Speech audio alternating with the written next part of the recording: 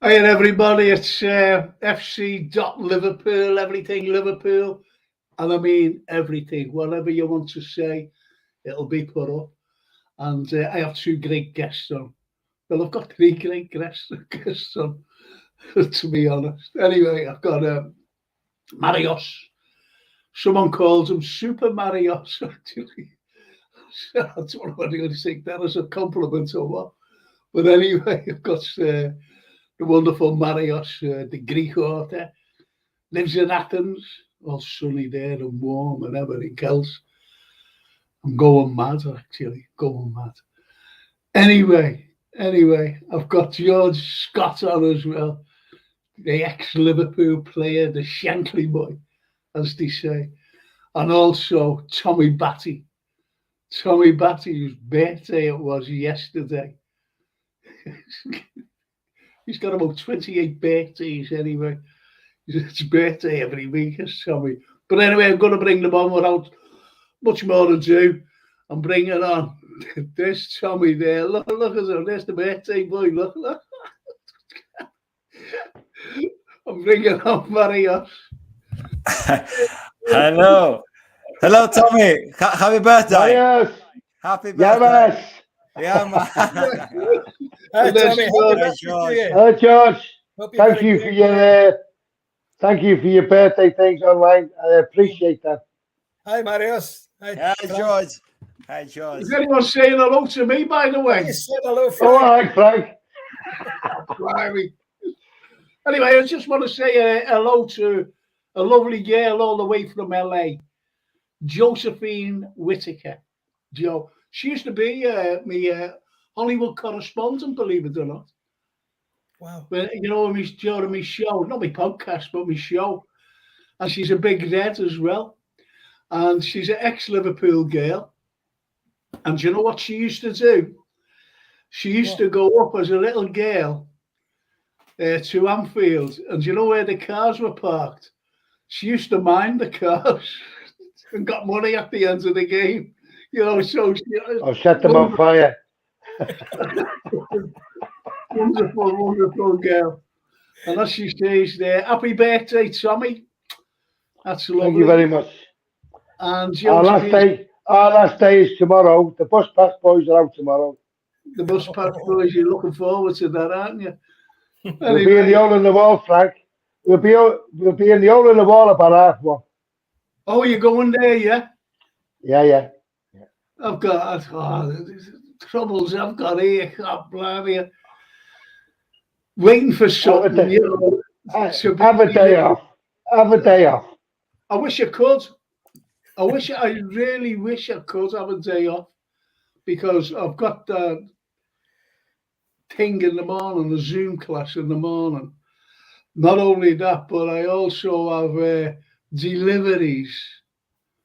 You want to see me living room? I've got two American-sized fridge freezers in my living room. Up to full of food or beer. But anyway, what do you think, lads, of the title? Hang on. Josephine says, true story. And yes, I had brothers who helped to collect the dues. Have a great show, guys. And two big kisses. Hey, Josephine. Hello, love. She's a lovely girl. Lovely girl. Yeah, there's a girl for you there, Marios, in LA. She's got a yacht as well. Too far away. I'll go for you, mate.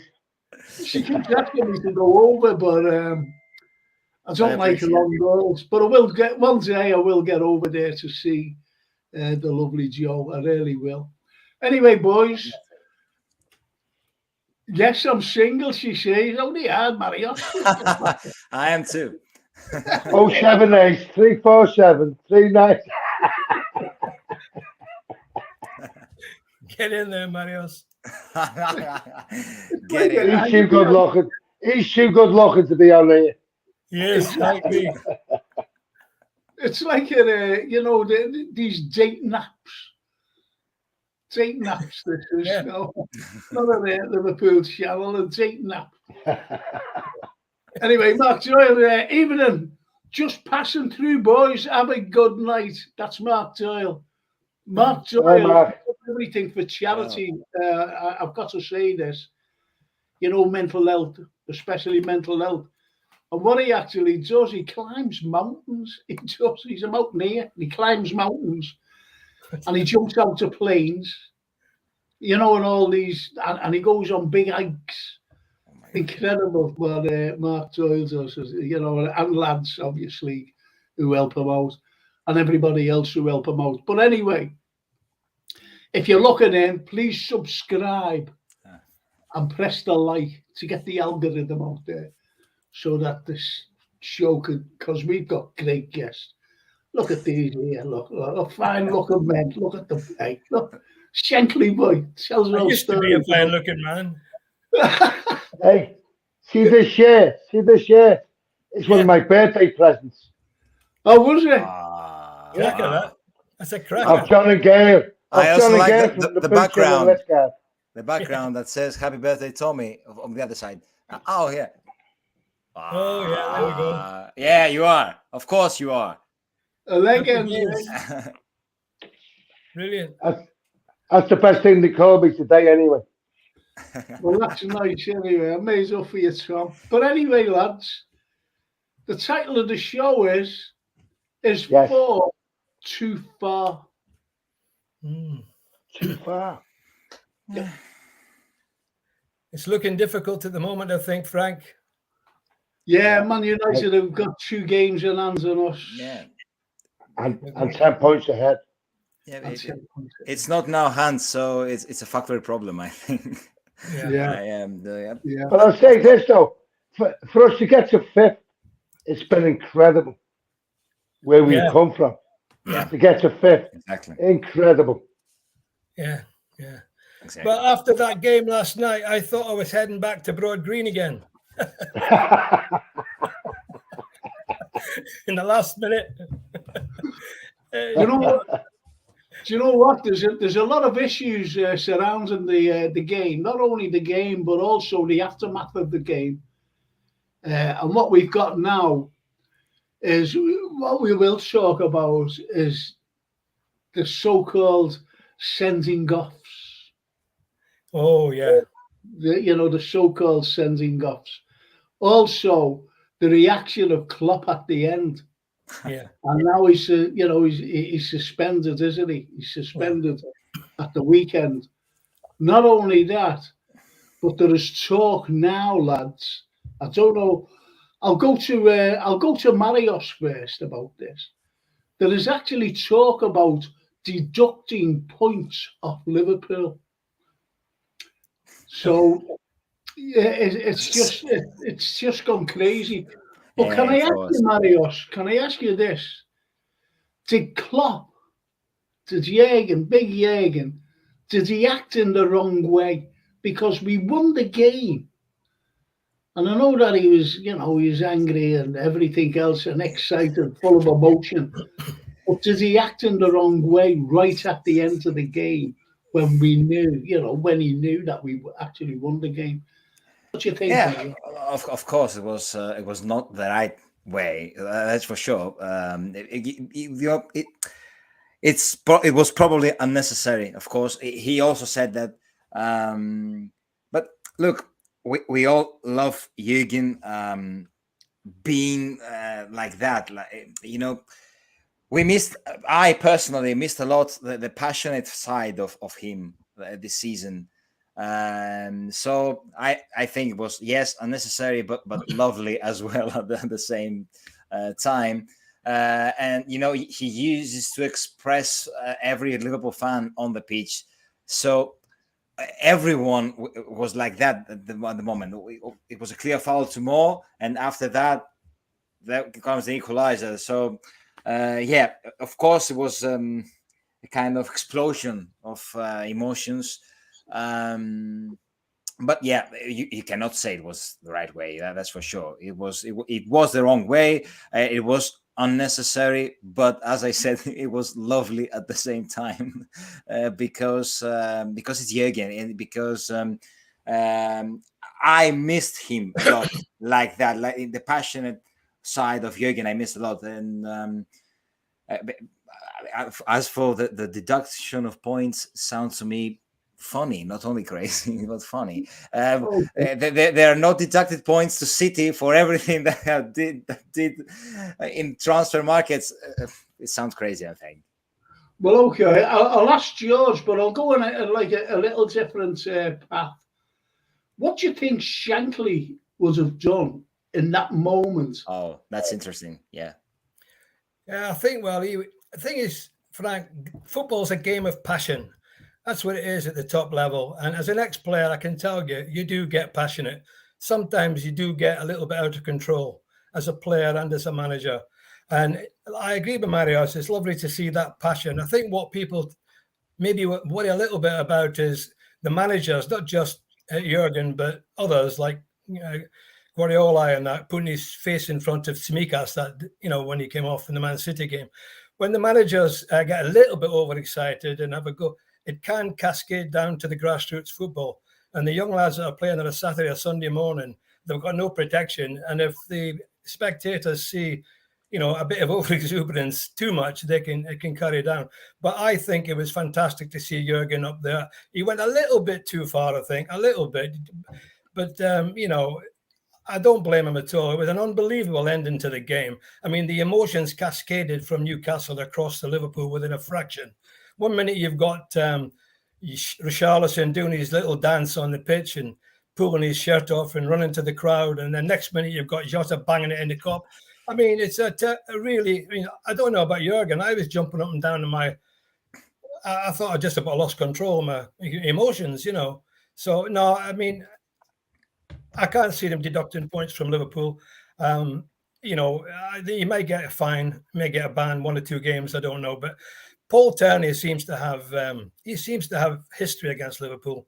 I mean, the referee. I thought some of his decisions on Monday were appalling. Not just against Liverpool. I mean, Jota really, and I suppose, should have been sent off for the high kick. Diaz got a terrible foul against him, which the Spurs guy should have been sent off for. Could have broke his leg. And then Salah was pulled back at the end when he was running through towards the goal, and he gave a foul against Salah, and they scored from it. So exactly. Jurgen showed the passion we'd expect from him, and I love to see him pumping his fist at the cup again. That was great. Yeah. Even if he couldn't run. Yeah, he couldn't run. Like Long John Silver. What did you think, Tommy? I was made up. Yeah. No, I mean, I didn't care. I know. I didn't care about what Jurgen done. He done what he thought was right, and I thought he was right. Maybe people, and you know what it is? The media, they crashed on it, but the media don't like us. Yeah. They don't like us winning. The media don't like us. Jurgen Klopp had his heart on his sleeve. Yeah, he did. And okay, maybe Jota shouldn't have been on the pitch, but neither should the other guy, who hit Diaz. Yeah. He shouldn't have been on either. Of course. No, But it all works out. They're all grown up men, and we won the game. And that's all what matters to me. Well, with them 2 incidents, and John Aldridge came out with a comment, and it was good, actually. I think he just summed it up very nicely. He said, I'd rather have 6 stitches in the head than a broken leg. Yes, exactly. Yeah. Wow. He put That's everything a good point. in perspective. That's a good point. Yeah. Yeah. It is a good But point. the media don't see that tackle on Diaz. All they see is Josh's foot, 5 foot off the ground. He got the ball as well. Yeah. There's actually photographs and little bits of clips of film and what Haaland did. And I think it was against Crystal Palace. And, it was exactly the same.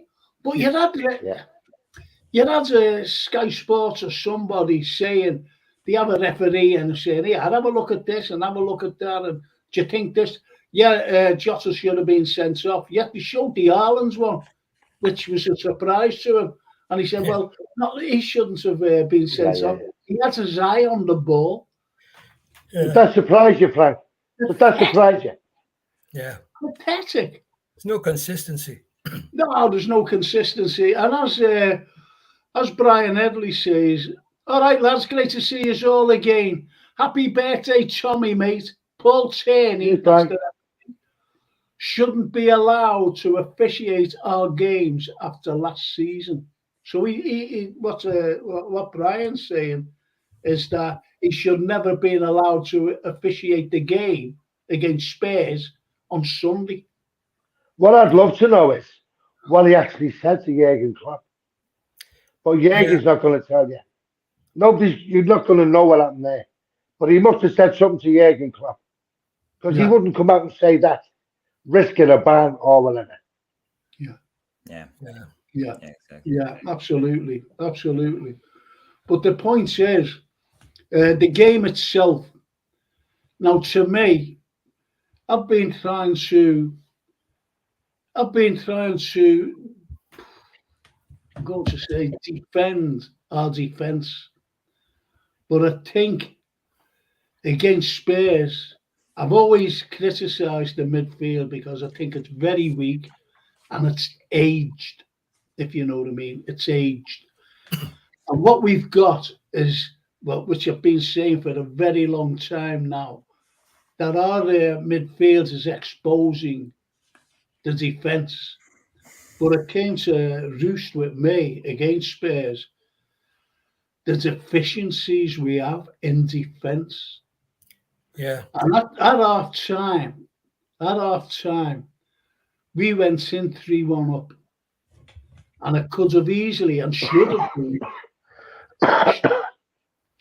been 3-3 because two terrible defensive errors by Robertson should have cost us. We should have been punished for them. Yeah, they should have scored, and only for a brilliant save by Allison. He saved us. Yeah, On a number of occasions, and a great block by the other fella, Virgil. I think part of the problem, I thought, boys, was Trent doing so well in midfield, which he did again, I thought, leaves a bit of a gap at the back because Son was taking advantage of that going through the middle. And it's very difficult for the centre-backs and Robertson to cover for him so much. I think we definitely need a right back. If Trent's going to carry on in that position, let him play midfield and then let a proper right back come in. And as you said many times, strengthen the midfield. I think that was one of the problems. I thought, we're leaving ourselves open. As you said, with these defensive mistakes, people being left exposed and Son running through there, he could have scored a hat-trick. The thing is, we've been like that all season. Yeah. We've been like it all season. On goal from the 20th minute. And you blame Robbo, you blame Trent, you blame Virgil. It's how we play. What I think we've got to do is change our style of play. Leave Trent where he is, because he is running everything. Yeah. As you've just said, George, we need a proper right back who can defend. Yeah. And I'm sure Jürgen will sort it out. Yeah. He will. Well, okay. Let's take a few comments in because there are good comments coming in here. And Brian, let me go through the comments first, lads. Go ahead. And then we can actually talk. Brian Headley says, FIFA, UEFA, the lot are taking everything out of the game. Tackling, emotion, everything. Which is ruining the game. Now that's what he says. Soulboy Fran, as soon as we do something wrong, everybody jumps on the bandwagon.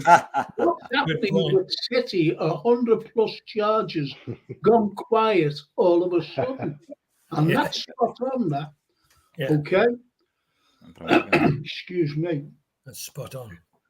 Let's hang on. Let's see this. Brian Headley again. Hasn't been a word said about Guardiola celebrating in front of our subs. That remember the Samikas? Yeah.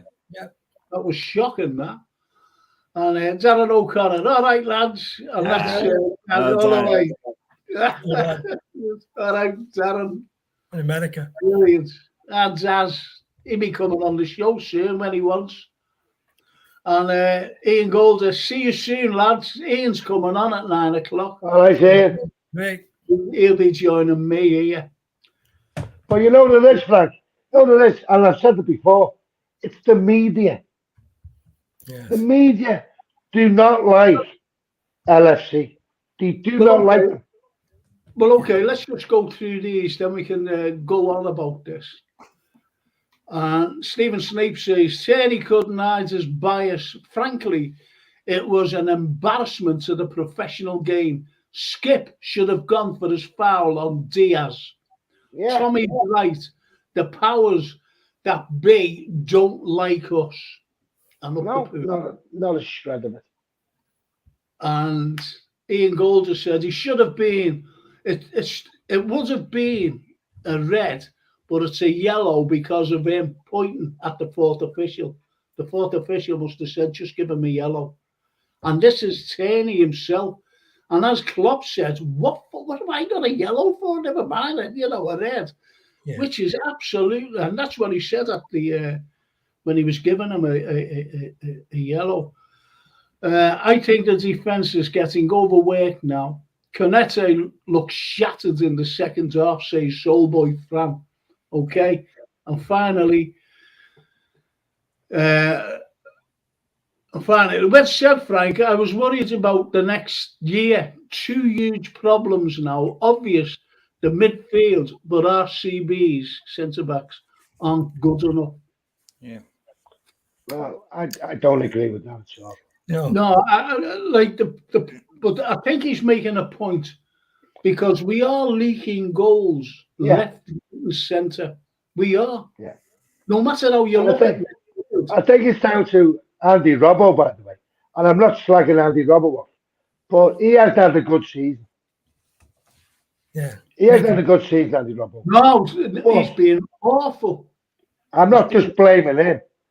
But in that first 25 minutes on Sunday, I thought it was going to be about 6 or 7. Yeah. Easy. Then we capitulate. And we're playing like we don't know each other. Yeah. And that's the downfall. George, you hit the nail on the head, George. We need a proper right back. Yeah. Who can control that side of the pitch. Yeah. And we haven't got one. And I think Tsimikas should come in now for the last 4 games or whatever and give Robbo a break. Yeah. Just my opinion. I just think it's a bit hard for these guys at the back to cover the current system because Konate's been asked to do a lot of covering, and so is Virgil. And Virgil was unlucky to slip, to be honest. Yeah. He slipped. But, definitely needs some cover right back because Trent's fantastic in midfield. He's a revelation. Yeah. He never puts a pass wrong. And again, he made brilliant. He's got to stay where he is now. He's got to stay. No, that's his role. And Robbo's demands are much more after Trent going to the midfield because, as Klopp said, he needs to pay attention to the pitch and judge whenever he go up or stay back. So this is something extra to his priorities. So that makes me more difficult for him. But he's not his best. That's for sure. I think he needs a break. My own opinion. He needs a break. Maybe Virgil also needs a break.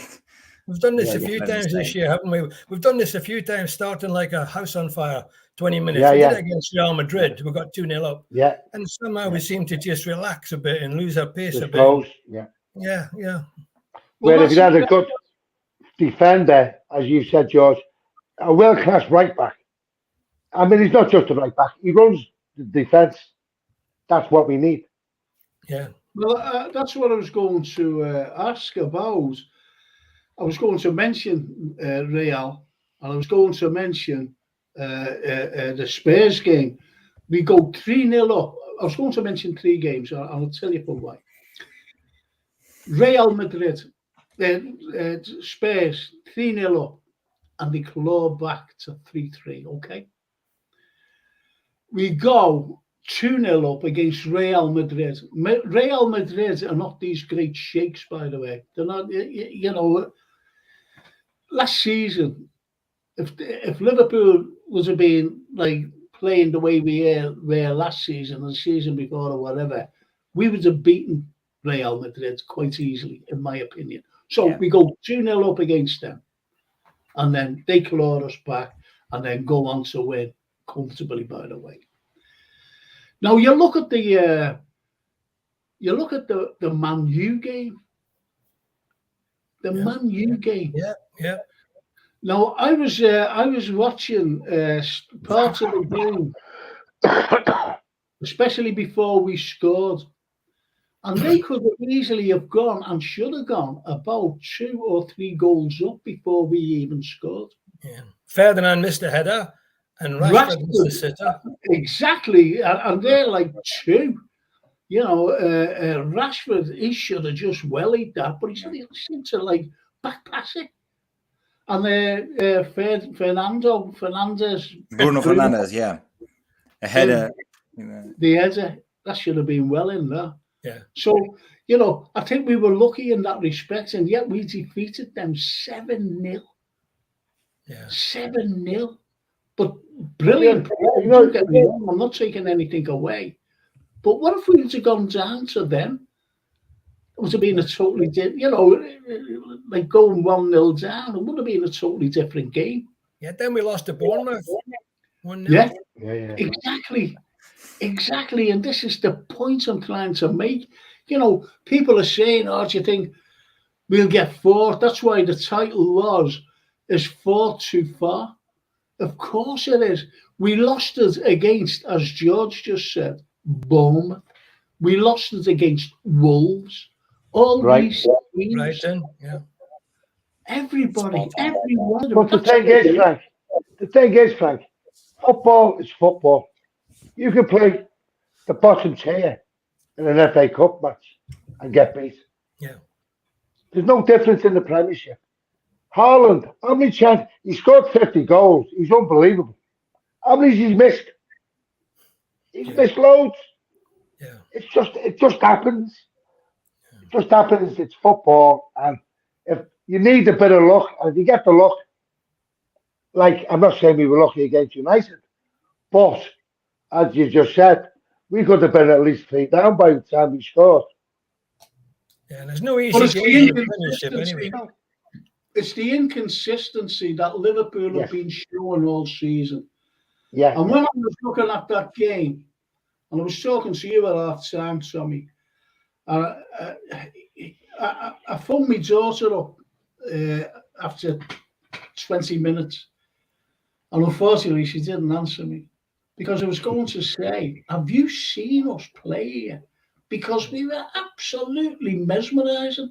Yeah. Brilliant. I don't know about you lads, but I said to you, I think I said to you, Tommy, after 15 minutes, it just seemed like a training session. They were just killing the ball. It was just going all around like Switch off. Instead of going for the juggler. And that's where we missed out. We should have gone for the juggler there and then kept going. And we just backpedaled. We took the fuss out. But do you think that's down to the players on the pitch doing it?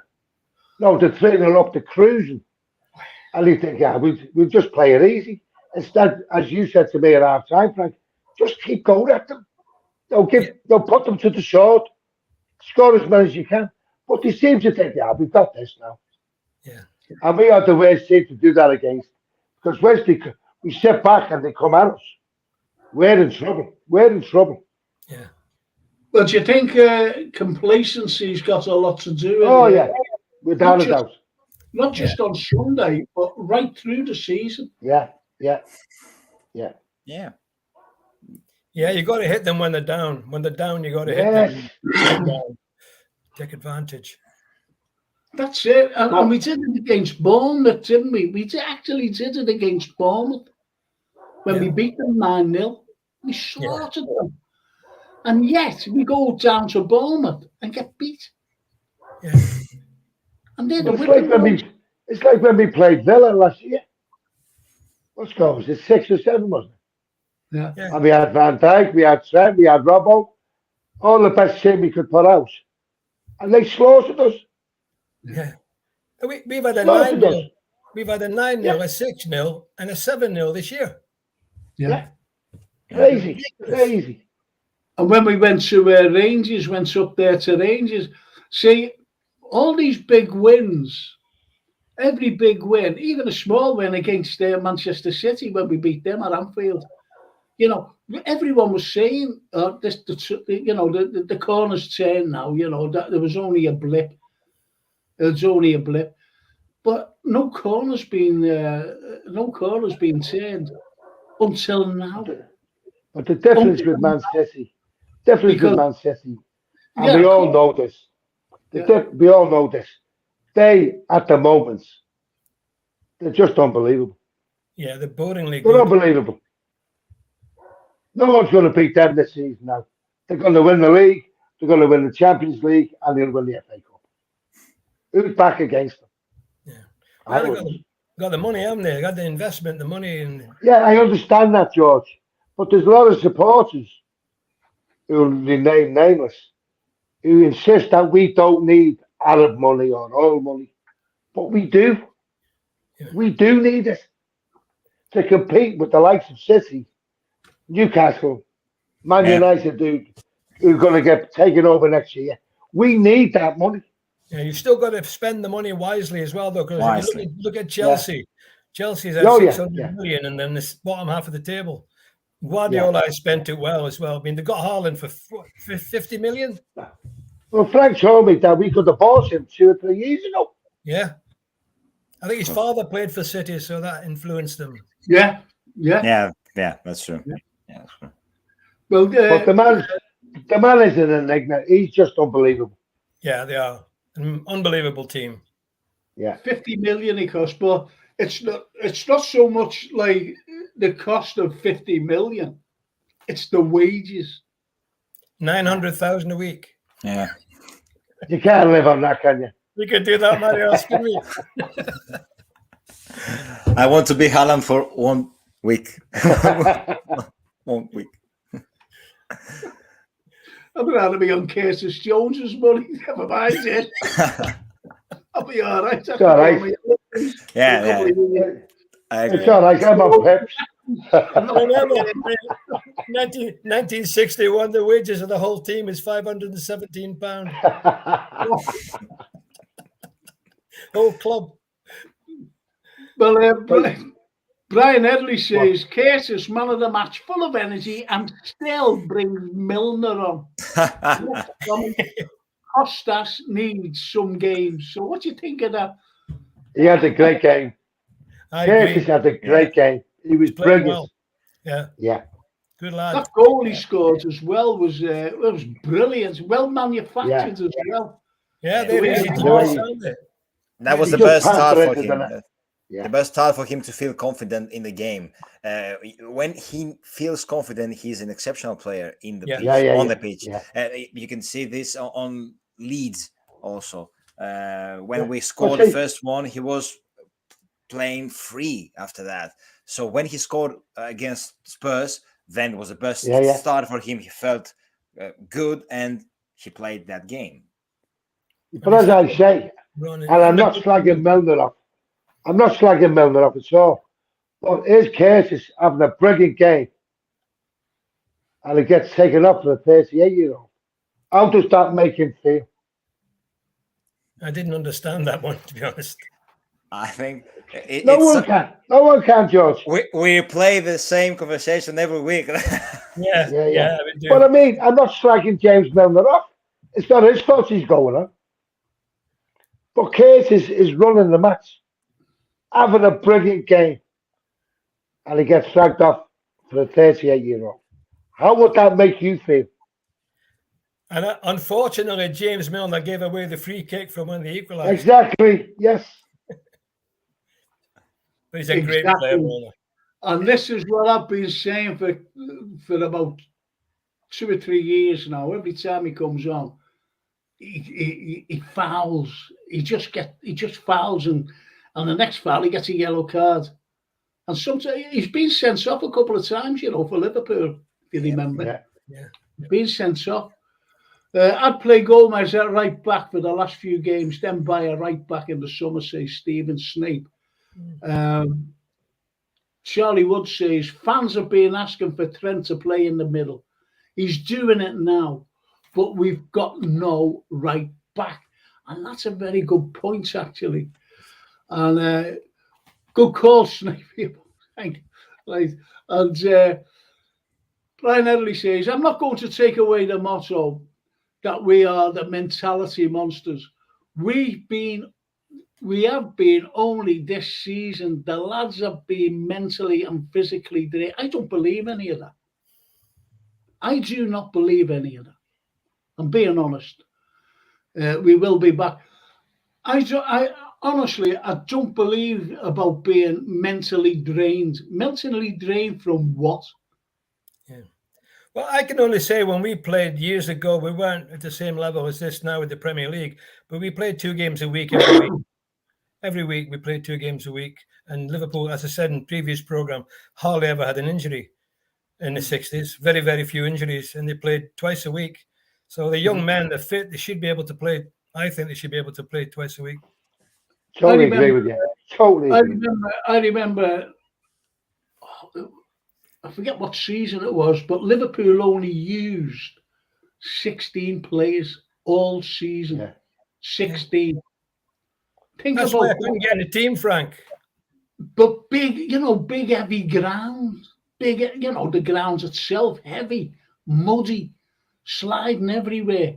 Yeah. Getting stuck in. Yeah. And yet they only played 16. I think was it 14 or 16? 14, Frank. 14 was it? Jeff Strong. Yeah, Jeff Strong played and Chisnell played. That's about it. Yeah, that's it. I think the only position Jeff Strong didn't play was goalkeeper.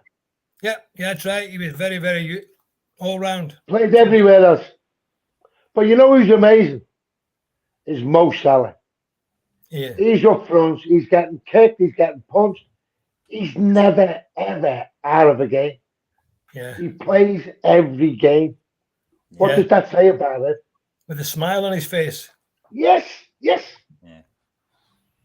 Okay, well, Steve Evans says the FA have charged Klopp, surprise, surprise. Crooked as that lot, looking after Tierney again, shouldn't be allowed near a Liverpool game ever again. That's what Steve Evans, he just says it as it is to stay. Stephen Snape, Batacic. Did I say that right? Actually, yeah, that was it. Yeah, we know who you mean. Batacic. It's have to be the first one, isn't it? Batacic. Curtis Jones and Trent in the middle. Keep them hungry and sharp by buying 2 robust, proven midfielders.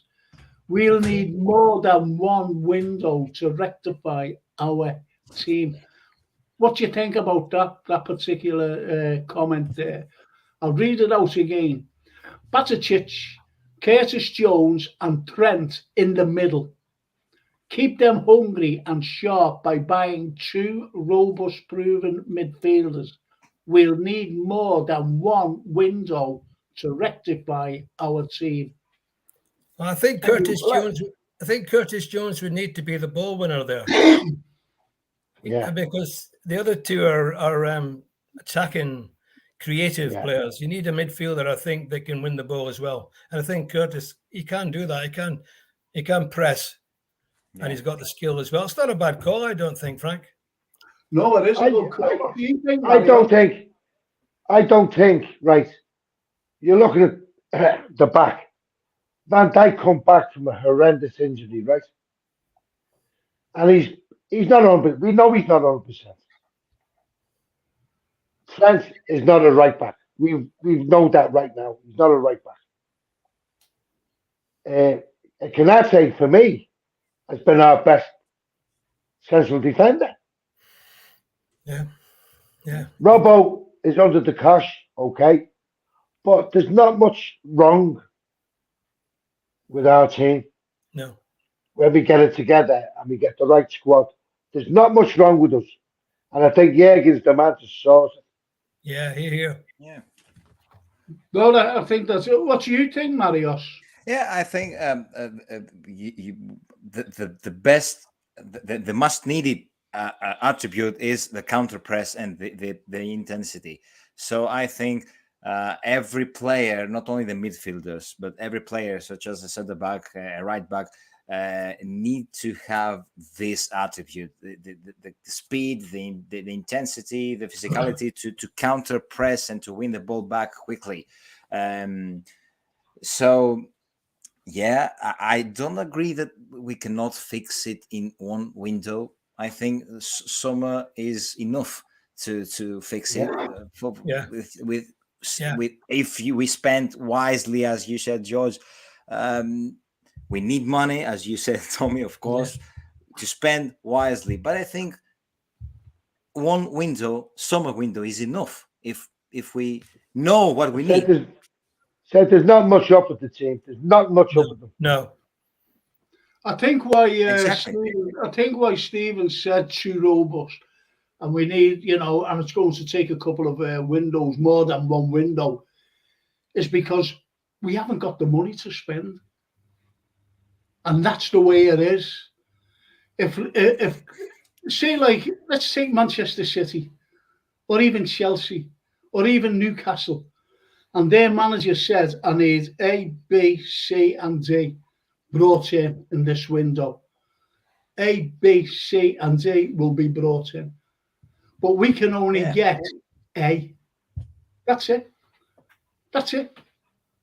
That's what we'll bring in. And do you know what my fear is? I think we bring at least two in. Can I give you my fear?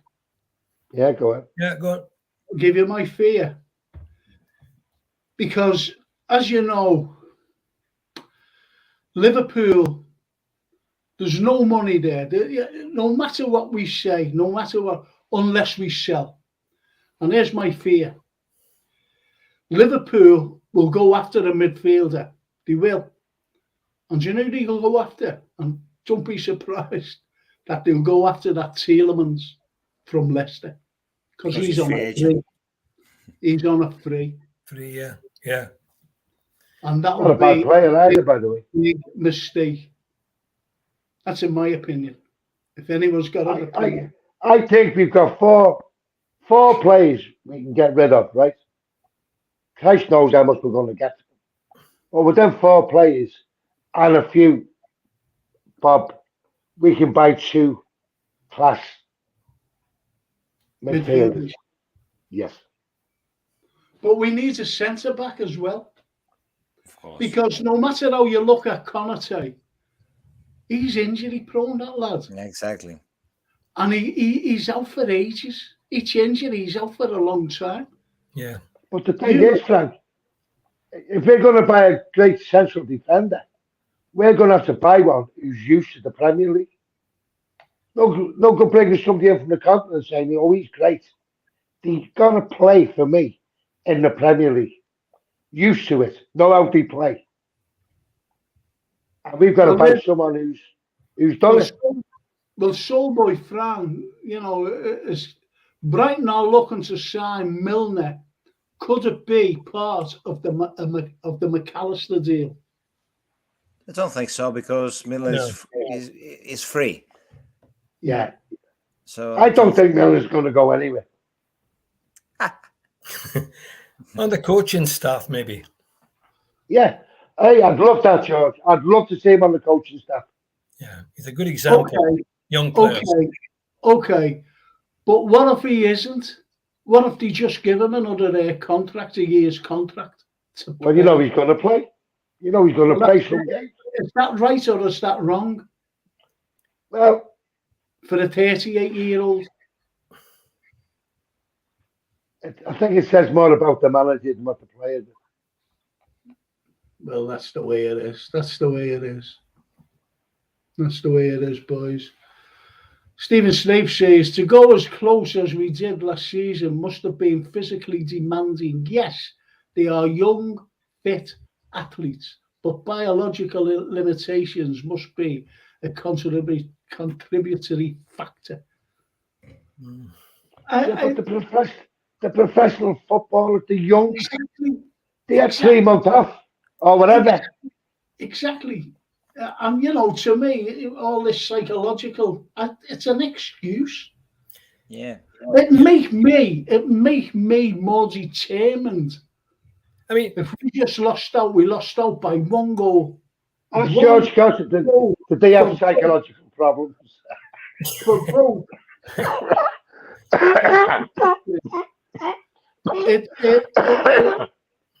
it really annoyed me when people come out and say it's all this psychological stuff and everything else. I really do, because if it'll be me, it'll make me more determined to do better than we did.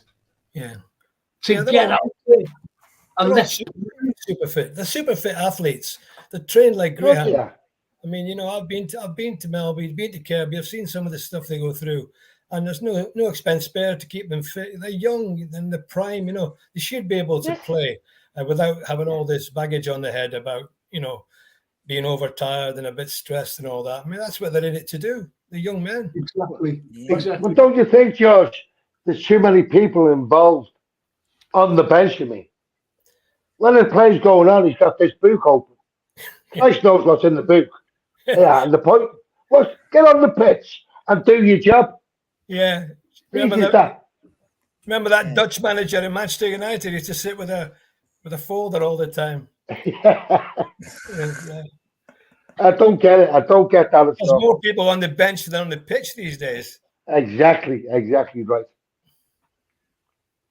When you look round, you see them all. All the coaching staff, and there's all sorts of people sat on the bench. Yeah, you've got too much to do. You've got mind your own business. Train them, bring them here. I'll put them on the pitch. You got people All this like book lark, all this lark on the book. Nah. you got an assistant throw-in coach. Yeah. The devil is Shagley. Well, Charlie Wood says, I heard Tierney play for Manchester United at one point. Well, he's a big supporter of Manchester City. His family are all Man He City is, yeah. fans. He's the guy that didn't give that foul against the Man City player Goodison last year. Rodri, yeah. The handball. Yeah. Yeah, which gave them the title by 1 point against us. Yeah. Yeah. Of course. It was a shocker. And there was a blatant penalty. Yeah. Blatant penalty. Yeah. Well, Stephen Snape says the German's the man to galvanise us. He's done it once, and I think we'd all agree he's got our backing 100%. Yeah. I agree. Jürgen Klopp, the big God. I wouldn't want anybody else. Do you think Virgil is the same? He looks like he plays trying to avoid injury again. That's a good point. We just said that, haven't we?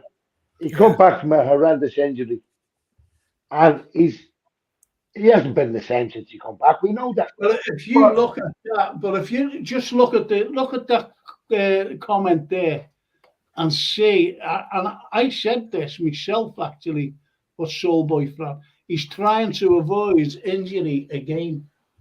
Yeah, because he knows that his career more than likely. But if he gets the pre-season, he gets this season over with, he gets pre-season, I think he'll come back just as good as he was when he got injured. I agree, Frank. Yeah. And Diaz as well. Yeah. Diaz. Of course, how much we missed him. Yeah. That goal he scored, think about it. Unbelievable, wasn't it? Yeah. Brilliant. Think about it. He was going backwards. Yeah. He was going backwards. But you know what got me as well? I don't know if you lads will agree. He's just come back from a bad injury. Been out most of the season, hasn't he? Yeah. He's just getting himself fit and match fit, by the way. It's all right being fit, but you've got to be match fit. And that horrendous tackle by that skip, he should have been sent off. Like, Could have Absolutely. put him out, that was it. The but the shocker. point is, whether you agree, I don't know whether you will agree, boys. I will go to Marios on this. When that tackle on him, and he was injured, and he was in pain, you could see the pain, right? Yeah. Did you think that he allows himself? How can I say this? Instead of getting into the game more, he backed off a little because of that, tackle on him, and he got a bit of phrase in case, another one came in at him. Well, you can understand him, Frank, because he knows if he gets another bad injury, he could be out half of next season as well. Yeah, I was totally afraid when I saw him in pain. That was my first feeling. Oh my God, not again! A Liverpool player on the field is something really frustrating. But Luis Diaz again. Well, no, wow. All right, Ian. Hello, lads. You all right? Sorry, mate. Luis Diaz have shown so much how much we missed him, and we missed his skills, his aura, but we missed the fact that he can create the unpredictable in a moment. So that was something we really missed, and it will be a key in the next season. I'm sure if he stays fit, that's for sure. Oh yeah. When you get an injury like that, it stays with you for a while. You're a bit worried until you feel 100%, as Frank said, match fit. Then you're quick enough to get out of the way. When you first come back, you're nervous, and I think that's happened to Virgil and a little bit to Diaz, and it's great to see him back. Of course, it's a kind of pre-season for him now. I think that those who, going back again, Brian Headley says, Let me show you me cake. Oh, Happy birthday cake. Happy birthday cake. Just saying happy birthday. Will you ever eat it? And there's my birthday cake. I'll send you the slice. Thank you, Frank. You're welcome. I'm waiting for the Shankly boys to I've ordered it, by the way, Manos. Is that under there? No. Yeah. I've ordered it. I'm looking forward to getting it. Yeah. Thank you. I've got the two Thank you so much. Yeah. Well, he's got yours as well, George. Yeah, I've got yours. Yeah. Tommy's got it. I have, yeah. He's got it.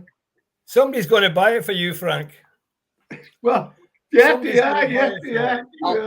it for him. It's your birthday. It's your birthday in 2 weeks, isn't it? I'll get it for your birthday. Yours. 13th of May. Yeah. 11th. I've just counted my birthdays now. How old are you then? I'm not telling you. Oh, come on. 9 months older than the sheep. He's a long way short of me. So, anyway, let's have a go at this. Lads, we will only get 100 mil from these clowns. Don't understand that. You can't do business like that. No, you can't, and that's the problem. He's optimistic, isn't he? It is a bit optimistic. FSG have to keep us competitive, surely. They've got to go back. They've got to back Klopp. They are hamstringing him along. I just don't understand.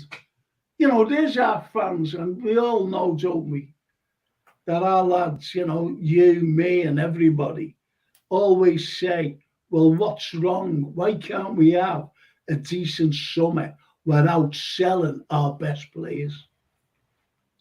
Yeah. Well, I don't think we'll sell our best players this summer.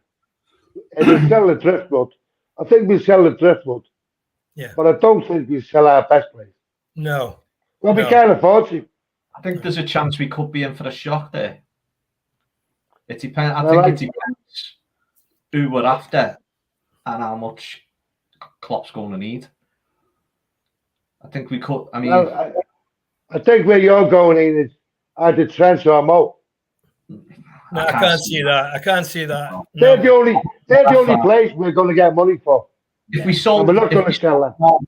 if we sold Mo, you're looking at not just replacing them. You're looking at replacing the goals that he scores. So I can't. There's no way we're going to be able to do So that. he's not going. Just Trent said is not going. contract. I think. And what people tend to forget is that Mo is a winger and not a striker. Yeah. People tend to forget that. He's a He's a winger. And Phenomenon. I've been going since the Shankly days, and He's unbelievable.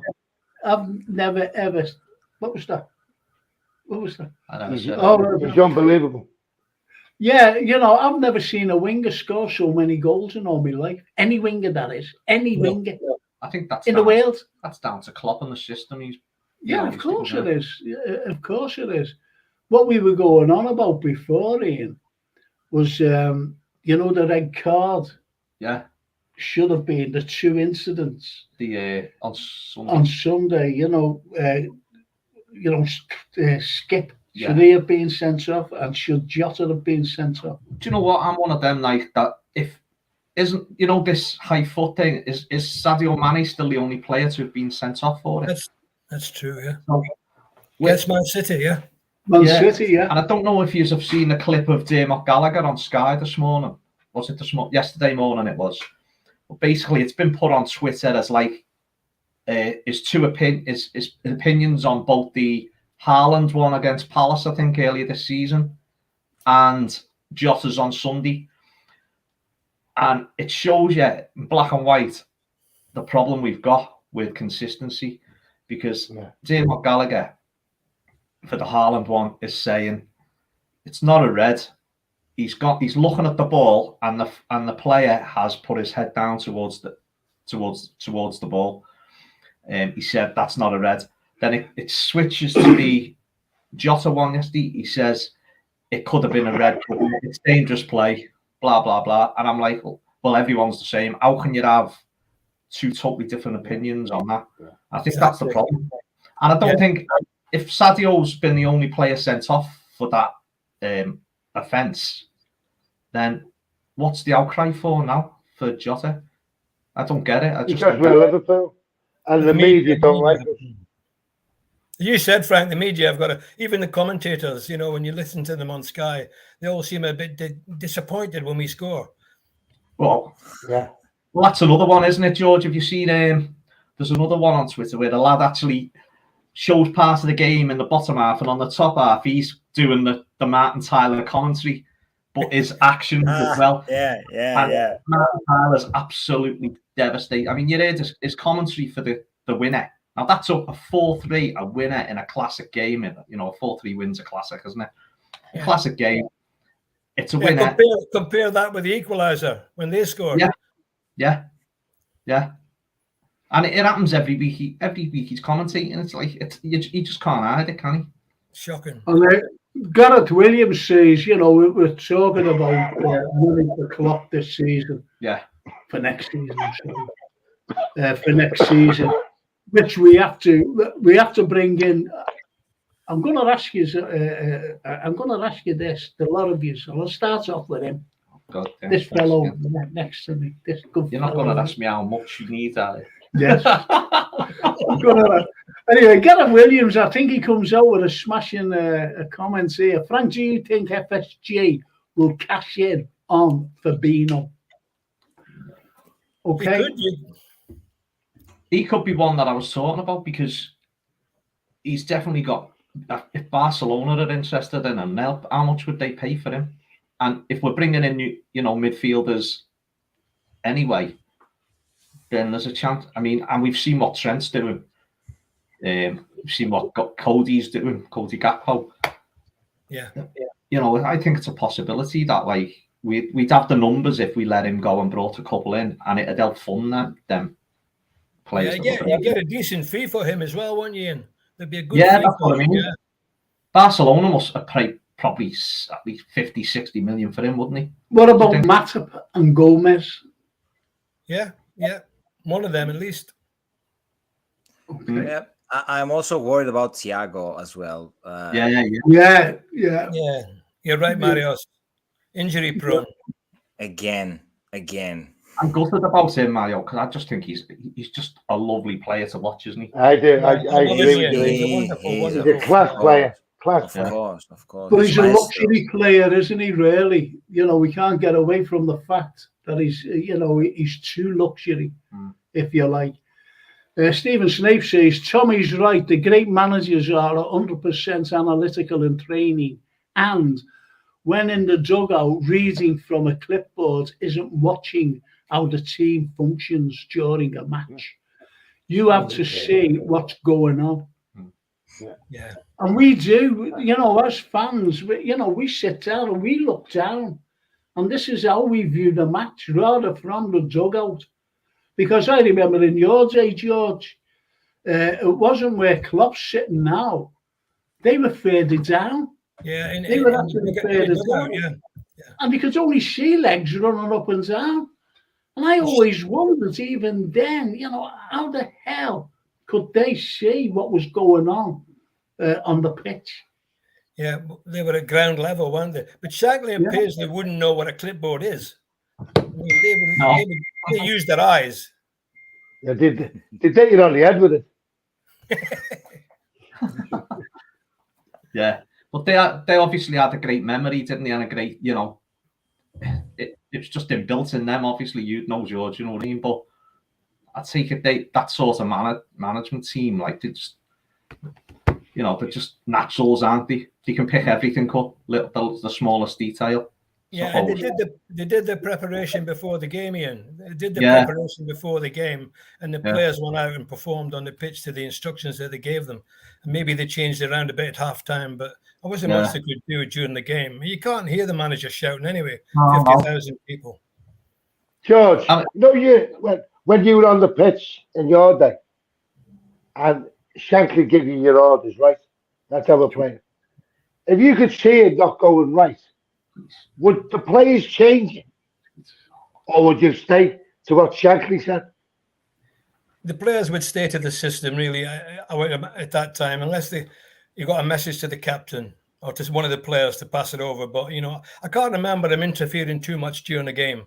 Actually, during the game, at halftime. What I'm saying, if it's not going right, if the plan is not going right, and we've seen it a few times this season, surely the captain must say, right, you've got to change this. Yeah, but they could do that with substitutes. They can do that with substitutes now. They couldn't do. Yeah. In my day, there were no substitutes, so Yeah. now they can change it around.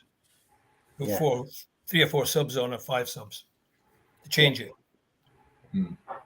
Okay.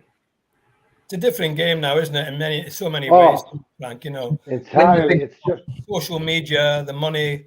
The whole thing is just so big now. But the ethics, the principle of the game is still the same. Still the game, yeah. That's what Shankly You play as a team. You play as a team. Yeah. Shankly the football's different, but that's the plan. It's a simple game, giving and taking of passes. That's what Shankly used to say. If you lose the ball, get it back. And leave all the fancy stuff to the boys in the box. George, did Shankly ever have a time like the Barcelona? Say that again, Ian? Did Shankly Shankly anyway, did they have, you say about if you lose the ball, get it back? Was there I think Klopp and I think Barcelona done it, like the press thing is like get it back within so many seconds, and if you don't, revert to a system or something. Is that what Shankly done? Exactly. That's exactly what he did. Yeah, he'd hold possession, pass the ball around, keep possession, give it to the man in the red shirt, get it back, keep possession. He would go back to the full back, say Chris Lola, and he'd like Trent does, he'd play a long ball to the other side, switch the play, then they start the little triangles again, build up in little triangles, then play a killer pass. And if you lost the ball, you pick the nearest man, get it back, press. Yeah. And that's way before. I was talking 55 years ago. Yeah. And he's doing it now, Klopp. Same thing. It's like they talk about sweeper keepers, and Tommy Lawrence was the first sweeper keeper, wasn't he? I think it was. Yeah, I used to run out and pass the ball to the fullback. Not like they're doing now so much. It was mainly, like Pickford, bounce it 3 times and boot it. Yeah, and But, Tommy told us he never gave a penalty away because that's probably right. Yeah, he's probably right. He'd take them outside the box. That's right. Yeah. He'd just come out, smashed them, and he knew he wasn't getting sent off back in them days. Yeah, he said, "I never had a penalty." I remember one game when we were winning about 4-0 or something, 5-0, got a penalty, and Tommy wanted to take a penalty, and he started walking out of his box towards the halfway line, and Shags and Paisley came out and waved them back. Get back in goal. Brilliant. He fancied himself as a bit of a five-a-side player, Tommy. Yeah. Had some great conversations with him. What a wonderful lovely man. guy, lovely man. I remember being in the Shankly Hotel. We were doing an after-dinner talk there for when Liverpool were playing Norwich.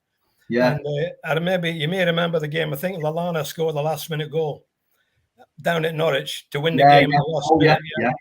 And as we were sitting there, Tommy, we were worried because we were talking after the game and we were losing. We needed 8 points, and he said, "Oh, I don't fancy this. I don't fancy this. Talking now, it's not going to be good, Georgie." I said, and the next minute he scored, Lallana scored, and the whole place was bouncing in the Bastion restaurant, And then Tommy says, "Oh, it won't be so bad now, will it?" He said, "Look at these fans. What are they like? Look at them. Look how much the club means to them." I remember saying to him, "Look how much you mean to the club, Tommy." Yeah. And he was, the crowd loved him, He was a great fella. It's a pity. Like at that time, we didn't like Frank organised these 60s nights, and Tommy was involved as well. Yeah, and pity we never got to see you at any of that. We didn't really have that connection. Then we never had the contact. Well, I did. I never really put myself forward to go to them, But I didn't really do it. It's only in the last 5 years or so, mainly through Facebook and all the contacts I've had. Yeah. And I know all the boys. Still keep in touch with Callie and them, and Davy Fairclough and Alan Kennedy and a few of the other guys, But you don't see too much of the current squad because they're a bit protected. They're a bit sort of Well, that's it. I mean, back with them 60s, with yourselves and that, they have that connection to the fans. We'll never, you won't be putting dues on for these players now in years to come. You won't see them at after dinner speeches, will you? Not well. Maybe the local lads, maybe the KSS Joneses and the Trents and that, but that's a big. Don't forget, them players in them days used to get the bus to the game with the fans. Well, I was telling the story that when we played it, we used to train at Melwood and five-a-sides and everything. And at the end of the game, Shankly was a great believer, and everybody getting back on the bus to Anfield, getting a bath, and having lunch. We always had lunch in the canteen. And this day we were there. And we all decided. He decided we had to run back because it was pre-season training when you do a running. So we all set off running. Back. And when we get back there, me and Bobby Graham, Gordon Wallace, and a couple of the lads, we see Big Ronnie and Tommy Smith and Big Ronnie and a few of the guys, St. John. They're in the restaurant. And Shankly says to us after he gave us a right rollicking, he said, "You boys are young, you're fit, you should be back before Ronnie and them." So they jumped on a 17D bus. Yeah. 17D, that's right. Yeah. And they got back on the bus and we ran the whole way. Remember when I used to go to Melwood in the 70s, in the 80s, Sagan School, and they'd done that then. They'd all be on the bus outside, you'd wait outside. Sometimes you'd get in, as soon as some wheeling. I remember one said to me, "Come in," and but other times, you'd be outside and you'd all get on that bus back to Anfield from Melwood in the training game. We used to meet up 9:30 at the ground, get on the bus, all first team, reserves, youth team, all together, all on the same coach. Went down to Melwood, did the training for 2.5 hours, got on the coach, came back, all went to the restaurant. There was no difference between, first team, second team. Yeah. Only in the team meetings they'd have the first team meeting, a reserve team meeting. It was a night game, right? It was a night game. And I got off the 17D. And who got off before me wearing a white Mac was Ian Ross. Yeah. He got off before me on the bus. Well, Callie and he was playing. Callaghan, Ian used to go to the match on the bus. Yeah, You know, none of them had cars. yeah. I always remember why I had those nights was because they never used to get tickets. That's right. And Yeah, I remember them at Jerry Burns' funeral, yeah, and there wasn't a representative from Liverpool Football Club there. that's right, Frank. Jerry That was Burns. And I said to you, didn't I? That's an absolute disgrace. And then I seen them, you know, no tickets, no nothing. And these are under these owners, by the way. It wasn't like just under anybody. It was under these owners. And I just thought, I'm going to have a night out. And I felt sorry for Chris Lawley. That's right. So he was the first one. Mm. Then we had the Saint, didn't we? We had Willie Stevenson. Yeah. We had Tommy Lawrence. We had Tommy Smith. And it was brilliant. And Brilliant. Alan Kennedy, we had one for Alan Kennedy. And you're only talking 5 years ago, really, aren't you? Yeah. Didn't you have that one for Chris at the town hall? Yeah. Yeah. Have you seen the video, George? Yeah, I've seen him outside waving. That was My missus made the cake. yeah, she did. didn't she? She did, yeah. Yeah, That was Peter Hooton, that from the farm. that's The right. video, wasn't it? Yeah. And they got him a taxi.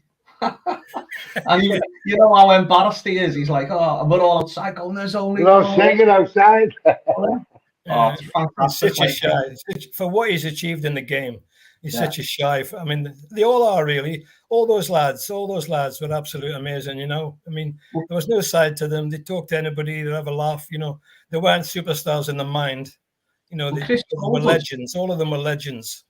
Chris was the highest scoring right back in world football, apart along with 50 goals. South American. No, one of them was a penalty. He was played for 46 goals. Fichetti. And he didn't take pens. Italian. Chris didn't take pens either, did he? No. I tell you, you know, some of the greatest players, as you said, but the most emotional one of them nights, you know, what we did, it was fantastic. This, and you remember this. Yes, we had one for the two Tommies, Tommy Smith together and Tommy Lawrence. Yeah. And we had Paul Capper, you know, a great rock and roll fella, and he was on stage, and they all did it for nothing, didn't they? Yeah. They all did it for nothing. Fantastic. And he was playing. Now, don't forget, this fella's a rocker, isn't he? Yeah. But he played as Tommy was already sitting down. Tommy Lawrence, he was already sitting down, wasn't he? And I went out, and I was wondering where. I was waiting for Tommy Smith to come in, and Tommy wasn't well at the time. No. He wasn't well. And his daughter, I seen his daughter, she came over to me and she said, he's here. So as we brought him in, remember, I brought him in, me and his daughter. And as we was walking down, Paul Capper, the rocker, you know, with his band, he's seen him coming in. And he started playing You Never Walk Alone, didn't he? I've seen a video of that. Yeah, I've seen a video. It was unbelievable. The way he started playing it, absolutely fantastic. And then they just grabbed each other, didn't they? And embraced. And that was the most emotional thing I've seen in football. Amazing. Yeah. Well, I went to the Royal Court to see the 125th anniversary show a few years ago, when it's Liverpool's 125th anniversary. I went with Gordon Wallace and Peter Moore and Davy Fairclough and big Ronnie Yates and Tommy. They came in and they were both not well. And at the end of the show, they got up on the stage with the European Cup between them, and it was so emotional. I mean, because they were both quite ill. I mean, Ronnie, as you know, is not well at the moment. Anyway, Tommy sadly passed away. But this is just about 4 years ago, and they were on that stage, and the band was playing, you know, the Liverpool song, you know, and it was just heartbreaking to watch him. But it was wonderful at the same time. Of that European Cup up in front of the audience in the full house Royal Court. I actually work with Ronnie's sister-in-law at the moment, and she's told me he's not too good. Like she showed me a photograph of him, like it's a lovely photograph with his granddaughter, I think it was a granddaughter. Yeah, and he was smiling, and it was a lovely, lovely picture. But it is sad, you know, like, and it just shows how quickly, you know, these things come to us. But wish them the best, don't we? You know what I mean? Yeah. It is. It's yeah. You know, don't you think the club, as Liverpool Football Club, why should look after these players? I think we don't even look after the what we need on the pitch. Never mind looking after that. Well, I'm saying though, it's wrong though, isn't it? That's what you're saying, Tommy. Well, they shouldn't have to be. Look at these owners as you know, these great benefactors. I really don't. But these players who've been legends through the years, they shouldn't have to be cadging money. They should be getting it. I think So football in general should look after them. You know, the PFA, yes. Professional Footballers Association, should be looking after them because there's so many ex-footballers now in such bad, tragic conditions. You know, my old pal Bobby Graham at the moment, he just fell and broke his hip, and he's suffering from dementia. You know, as so many other are, and it's a difficult problem for football in general. I think. You know. Well, Tommy Smith was getting involved with Jeff Hassel's daughter, wasn't he, over the dementia? Yeah. He was pushing that, like, and I just think it's wrong that they have to suffer and not get any help at all off the club what they represented when we were the greatest. I think what we're talking about, I think we look on ourselves as a special case because I think your era, George, with all them lads, if it wasn't for them and Shanks, we wouldn't have lived the life that we've lived watching the club that we love. Yeah. And they've given me so many great times. And I think what we were thinking was, and especially what you brought up, Frank, at the time, was, you know, the club should honour them because they were the foundations. Yous were the foundations of what was to become what we're doing now. Even look, as I mentioned before, it was Jerry Burns' funeral. And they never, a representative of Liverpool Football Club didn't show. And I thought, that's disgusting, man. And then I just said, and they had not, and then I was told that they never even got tickets for the game. Scandalous. Yeah, they Absolutely scandalous. Well, anyway, listen, boys, I've got to carry on with this is the football show. Yep. Well, come on then. I'm awfully sorry. Right, I'm going to go through two comments, right? And this one, don't comment on it yet. Do you think Thiago might be sold? He must be thinking about getting rid of injury-prone players, right? And this one, what system would you like to see next season? So about Thiago and about the system next season. What do you reckon? Anyone? Well, I would sell Thiago. Go on, Tommy. I would sell him. Now, well, you'll get money for Thiago.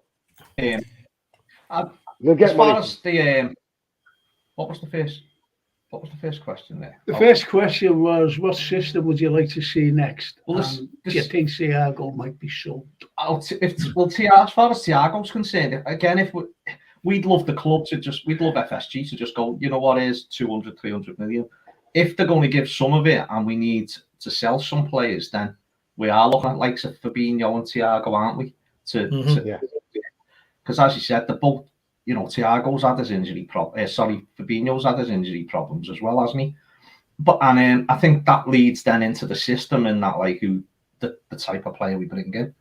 But I think you're looking at definitely the shoots now of, like, obviously the Trent situation. He's not really classed as one of the three he's not one of the three midfielders. He's making the fourth up, isn't he? Yeah. So, you know, you've got him coming into midfield. I think that's going to be definitely on show next season.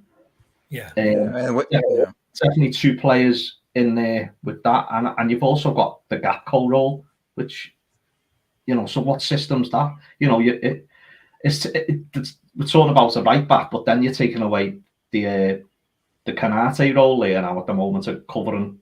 Do you know what I mean? So are we playing the three at the back? Are we going to go with a right back Nah, three at the back's a bit dodgy. I think we were speaking before you came in about the gaps appearing for the likes of Son the other day going through the middle because the back three are a bit stretched with Trent in midfield.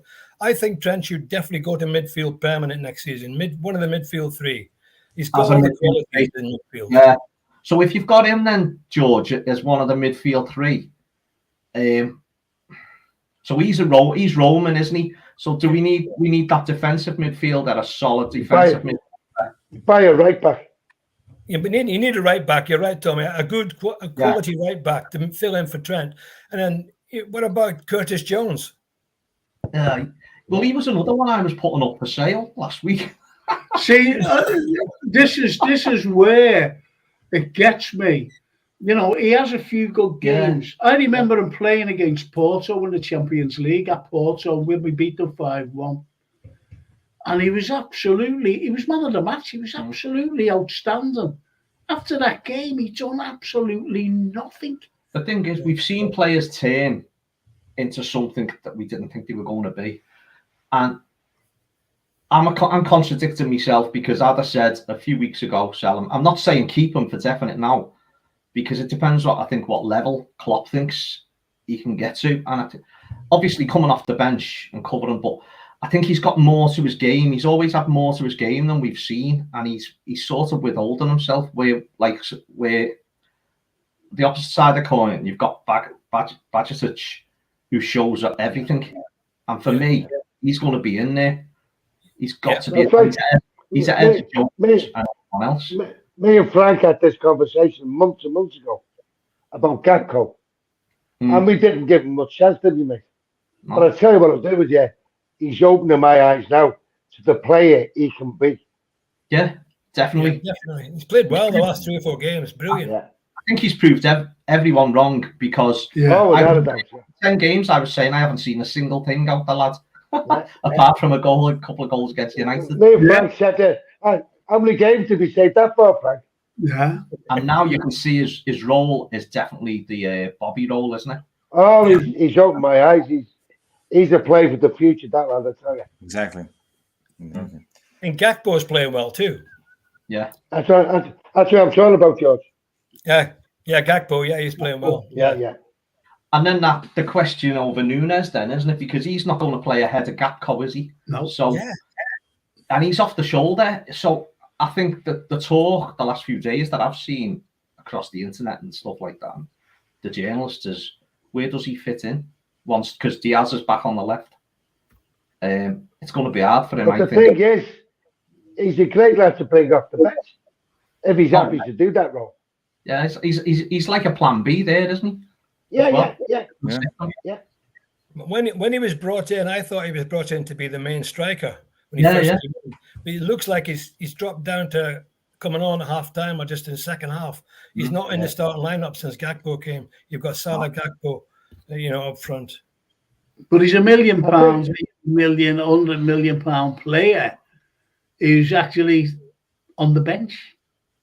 I think with Nunes, though, he's got to learn to calm down. No, he shouldn't be so erratic. Yeah. The goal he scored last week, when they come over his head and he just placed it. Yes. Yeah. I thought he was going to level it. He needs to stop being erratic. Yeah. Yeah, pick his chances. Yeah, he's had quite a lot of chances this year. Yeah. He's scored a lot of goals. I agree. Yeah. Oh yeah, you're talking about Haaland before as £50 million or something. Because that's what they bought him for. Yeah. I'm sort of. I've heard a lot of people comparing the two on the deals that they made. No City comparison for me. You're paying him £900,000 a week. Yeah. So we didn't choose Nunes ahead of and think, or he didn't go. I think I heard you say, George, that his dad's obviously played for City, so he was going to choose them anyway. So we never lost out to City in any way. We were we could. There's no way we were in that race to sign him at £900,000 a week. No. No, but if we had the money, we're in no race to sign anybody that any of these top clubs go after. We're a top club. We are a top club in world football. But unfortunately, we're not spending like a top club, if you know what I mean. We're not spending. Our net spend is dreadful, compared to other top clubs. Well, I Just think imagine the other top clubs have had that big investment from the Middle East. Yeah, of course. You look at the likes of. All right, I'll tell you what. People are talking about, like Stephen Snape. 5 years ago, Thiago would have been brilliant. His injuries make him a liability. So you've got Fabinho, because this particular comment, Thiago and Fabinho, one of either Thiago or Fabinho has to go. They're far, far too slow. I think Fabinho's form's picked up like lately. Yeah, I totally agree. Yeah. Does anybody agree with that? What Ian's just said, that Fabinho's form has picked up because he has been playing well. Yeah. But again, between the two of them, I'd rather shout Thiago than Fabinho. Yeah, and the problem with Thiago also is his wage. Also, he's too big. I remember when he came in, he was the second behind Mo or equal with Mo. Yeah, he's on a big wage. It's too high for what he had offered. And yet they wouldn't give Ronaldo money. And he's never on the pitch. Yeah, it's bad. So he's an exceptional player. I love him. He's a maestro in the pitch, but he's not always on the pitch. That's the problem. Yeah. He's a fabulous footballer if he was fit. Fabulous, of course. And then you've got Keita, who's not great on the pitch, and he's never on it. Yeah. Don't go there, Ian. Oh no! Don't. What did you break him up for? You press the button. I won't have him in the Pistons. Boom. What about little Harvey Elliott? He seems to have. Yes, I'd keep him. Coming in. Harvey Elliott. Oh, of course. I think he's getting better. I think he's had a bit of a few dodgy games at this season, but he's playing more and more. And he's only. What do you need? Yeah, they need minutes on the pitch. You need minutes on the pitch. Yeah. He works hard. He's skillful. He needs great players next to him also. Around him, yeah. To feel safe and to flourish. It's really important to feel safe. He's young. It's about nailing down their own role as well, isn't it? Because when they're that age, they could be until the manager like molds them into like a role that suits both the system and the player. Yeah. Then I agree with Tommy said earlier. We're not far away from being a really, really great team again. I do. There's only a couple of tweaks, 2 or 3 players in the right, but keep people fit next season. Keep them fit. We've got a good squad. That goal we scored yesterday, where there was a little, as you said before, the triangle into Cody. He cuts it back and Diaz for it. That was some goal. I think that was an underrated goal. That's one of the best goals. Brilliant. We mentioned that, didn't we? Yeah, we actually mentioned, when.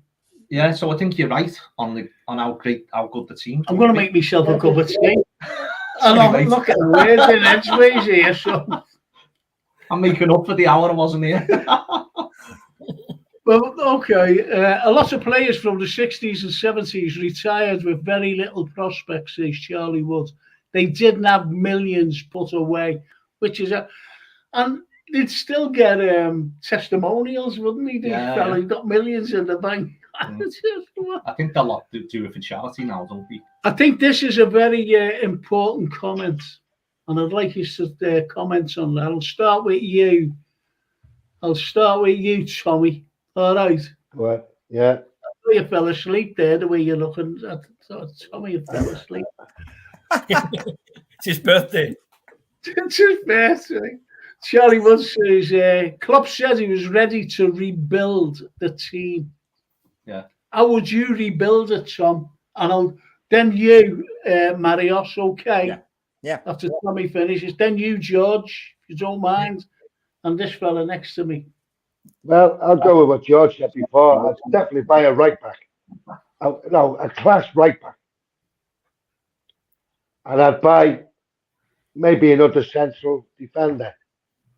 But as far as I was there, there's not much up at the team. Yeah. Maybe a right back and another central defender. Mm. Obviously, we need 2 midfielders, but as Josh said, we've got one with Trent. Just need another one now. There's not much wrong with us, mate. There's not much wrong. No. Like I said, we've got 9-0, 6-0, 7-0 over the season. You know, it's just cutting out these games against middle of the table teams where we seem to sort of lose focus a bit. The Brightons and the, Wolverhampton Wanderers and teams like that, we seem to have come unstuck this season. I don't think that'll happen next year when we start off. Well, what worries me with this, the way we can see goals, they all come the same way, right through the middle. That's it. Yeah. They come right through the middle. And that concerns me.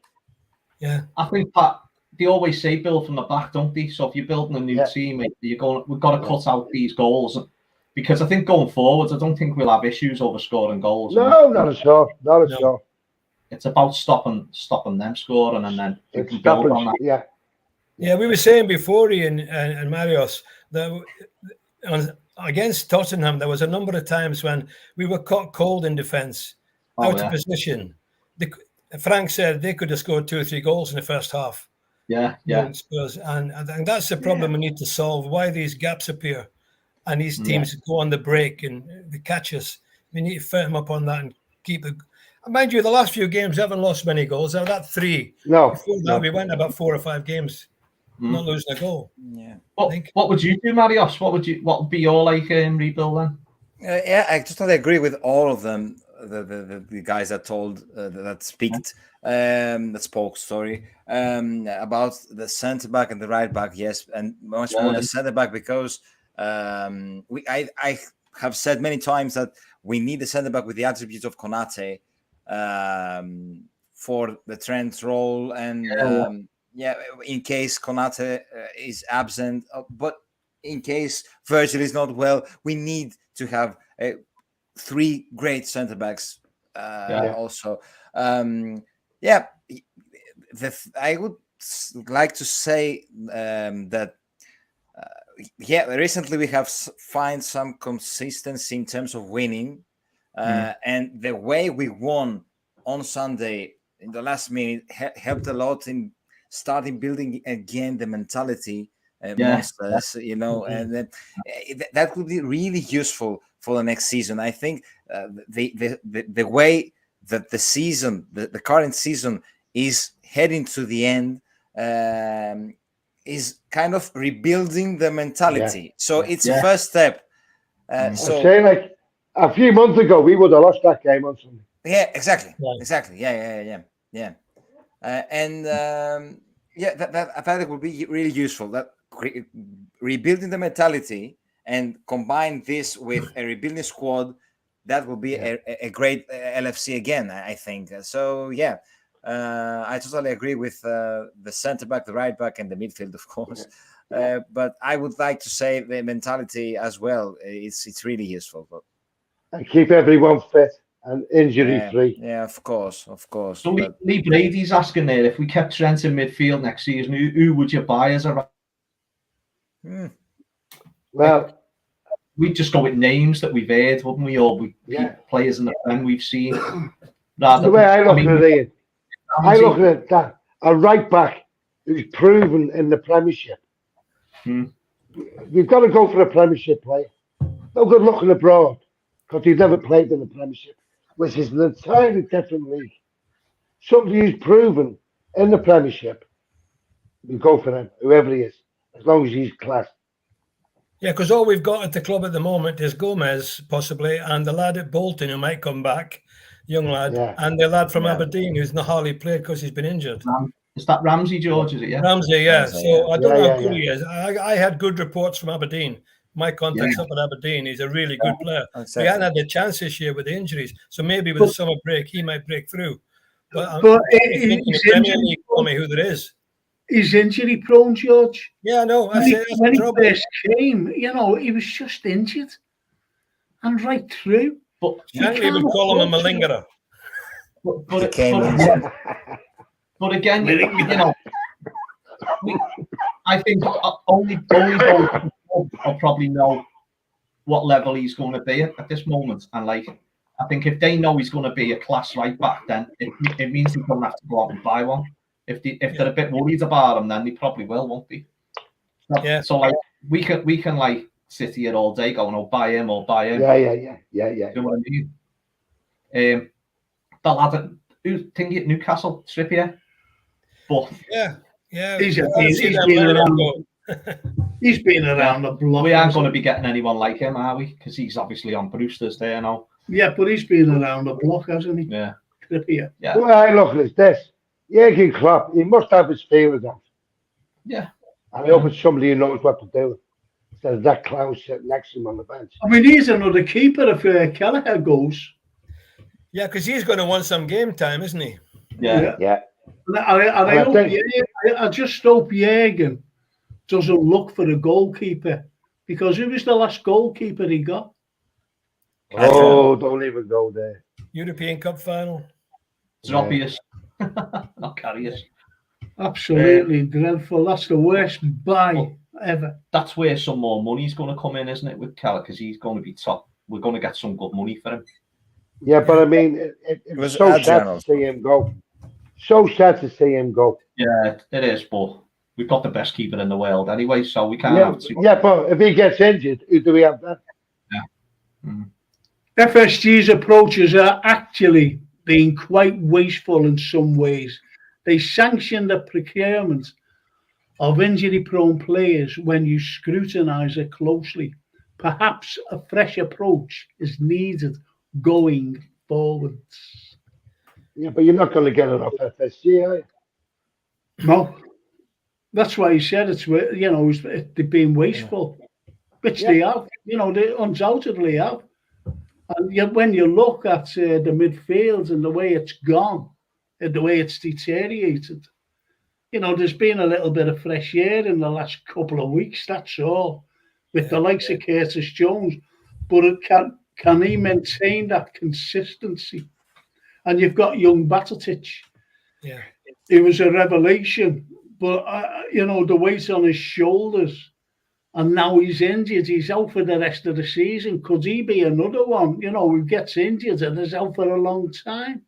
Yeah, but I think if Batatic comes back into the team next season and we've got a sustained midfield who are proper, decent midfield, it'll make him into it. I mean, don't get me wrong, before he got injured, he was our best player. And he's an 18-year-old kid. Yeah. So what's he going to be like when he's playing with class players? Yeah, he was playing in a struggling team. Yeah. I think it was Balogun. Didn't Balogun say he expects him to be in the Spain side in a couple of years' time? Oh, he's got to be. He's got to be. He's still a teenager. Yeah. And I think the idea is the consistency, isn't it, in midfield, like we had when we were winning them trophies. It's keeping the same three fit. And then you've got... What's going to happen to Henderson next year? I think he'll be like taking a back seat a little bit, I think. Well, he's taking a back seat now, really, isn't he? Starting, yeah. Because, the midfield has been atrocious. So that's why he's getting more game time. Remember at the beginning of the season, he wasn't even starting. Or if he did start, he wasn't even finishing. I do sometimes feel, though, when he's not on the pitch, you think we could do with him on there sometimes. Yeah. I agree with that, Ian. Yeah, I do. Yeah, I like it. But with Batatic, the game he plays, that kid, he's going to get injured. Yeah. It's the way he plays. He's going to come unlucky. Touch wood, he might, but the game he plays, he's going to get injured. Yeah, because he covers ground, so much ground. Yeah. He's intelligent as well. And he's Klopp's player all over, isn't he? Yeah, I'm going to take a couple of comments here, boys. Lee Brady, also, we need to get a striker on to take Bobby's place. I think is Gakpo taking his place? Yeah. I don't think we need a striker. I know we have Núñez, Gakpo, Salah, Diaz, and Jota. Maybe we won't need to fill up Bobby's place. If we did, I'd go for boobs, please. Oh, yeah. If we did, I'd go for a young kid to learn the ropes of all the names I mentioned around him, which is a good shout, We've got actually. that young I'm Clark sure, coming through. I'm sure we've got one in the academy, so we Yeah, must look to Clark. bring him in. Lee Clark's nephew, innit? Yeah, Ben Doak, he's a good prospect. Yeah. Ben Yeah. Doak's No, brilliant. it's- Well, he's a winger, isn't he? And I think we're not really thinking about Jota here, are we? And the goals he scored lately, you know. Yeah, Jota, yeah. You don't mention I it. said before, Harvey. it's not. Oh, sorry, Marius, go on. Oh, sorry. Harvey Elliott was also a winger. we forgot this. Sorry? Who was that? Sorry, Marius. Harvey Elliott was a winger. Oh yeah. Yeah. So Yeah. Jürgen made us forgot it. Yeah. It's I like don't a- think there's much. I don't think there's much up at our front, lads. No, we've got a brilliant front line. Jota Yeah. scored 6 goals in the last few weeks. Yeah. He's been on fire. Jota's a very clever player, and he gets it. Do you know who he reminds me of? Roger Hunt.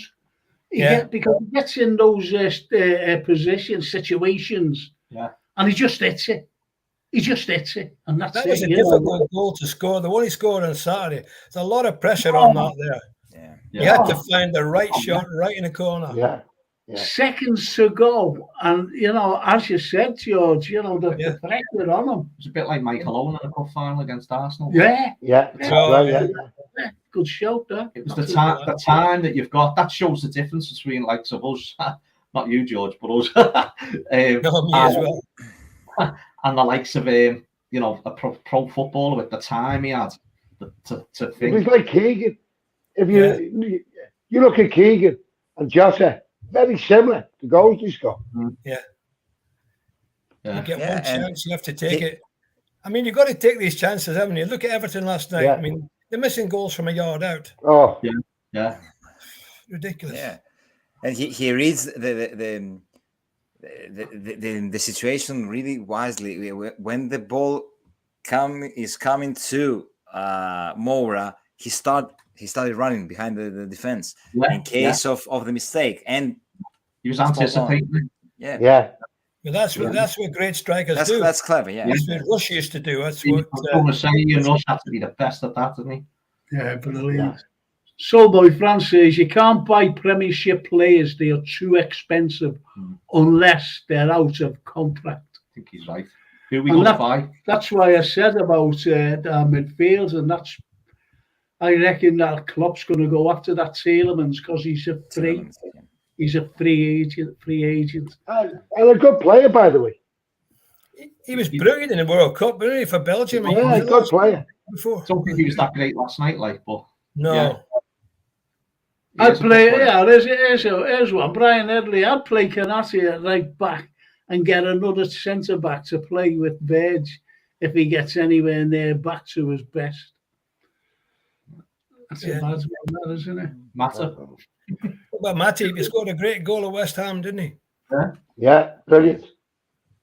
Batic has shown all the attributes of a class midfielder surrounded by experienced players. exactly. He really could thrive. Absolutely. Yeah. That's Yeah. a good show.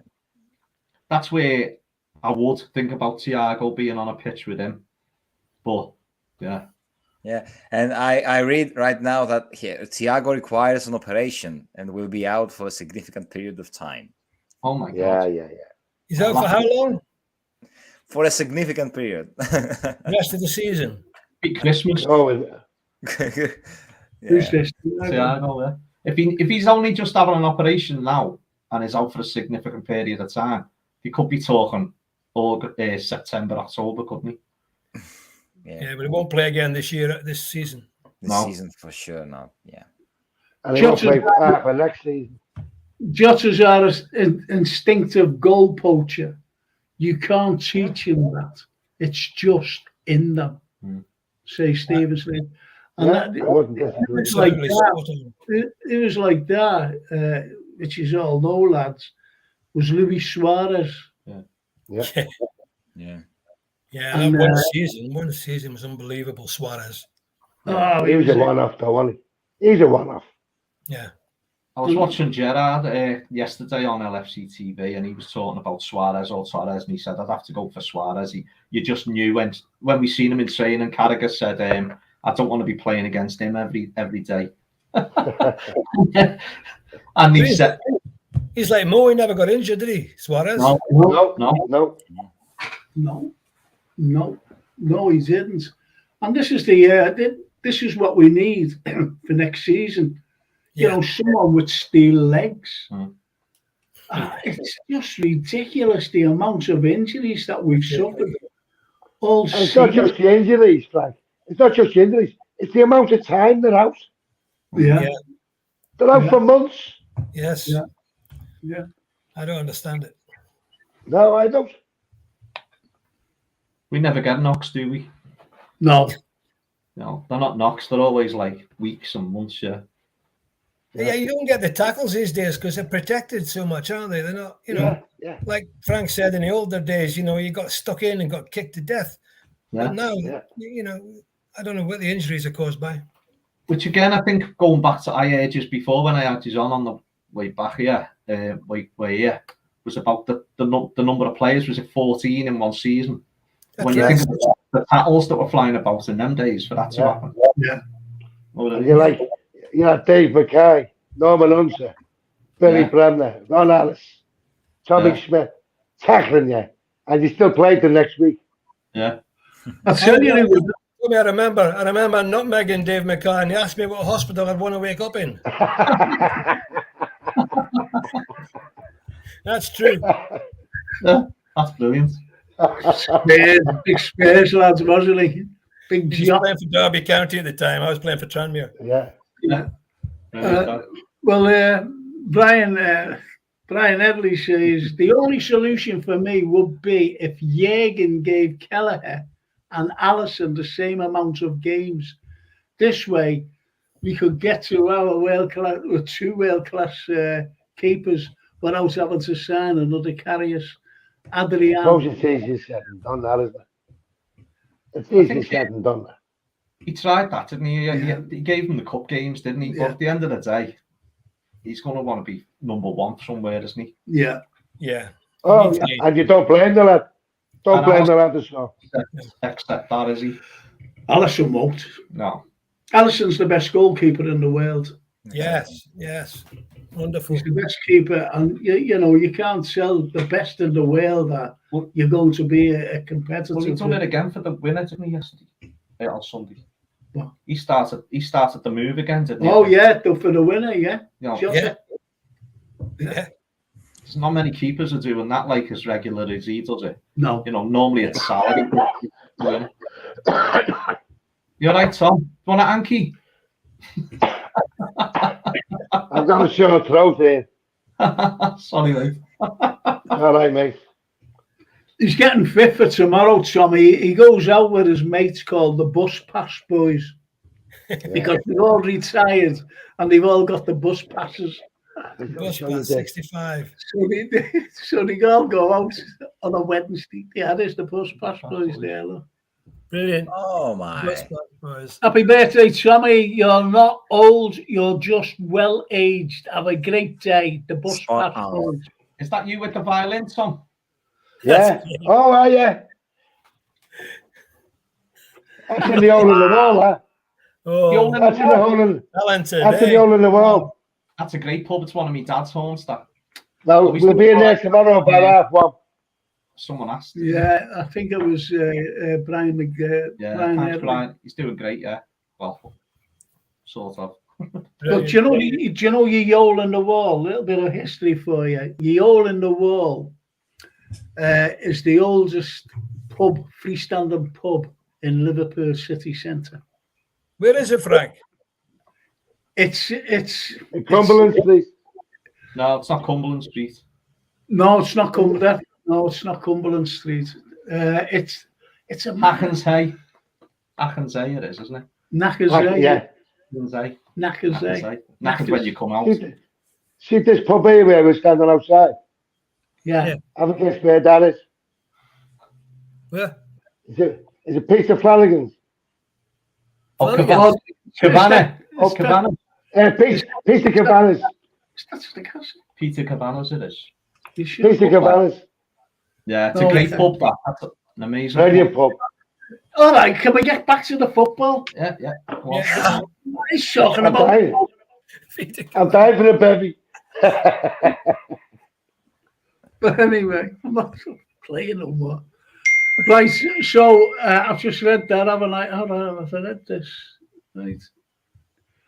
Dennis Smith at Stoke was a hard defender. His lads used to be a hog carrier, true story.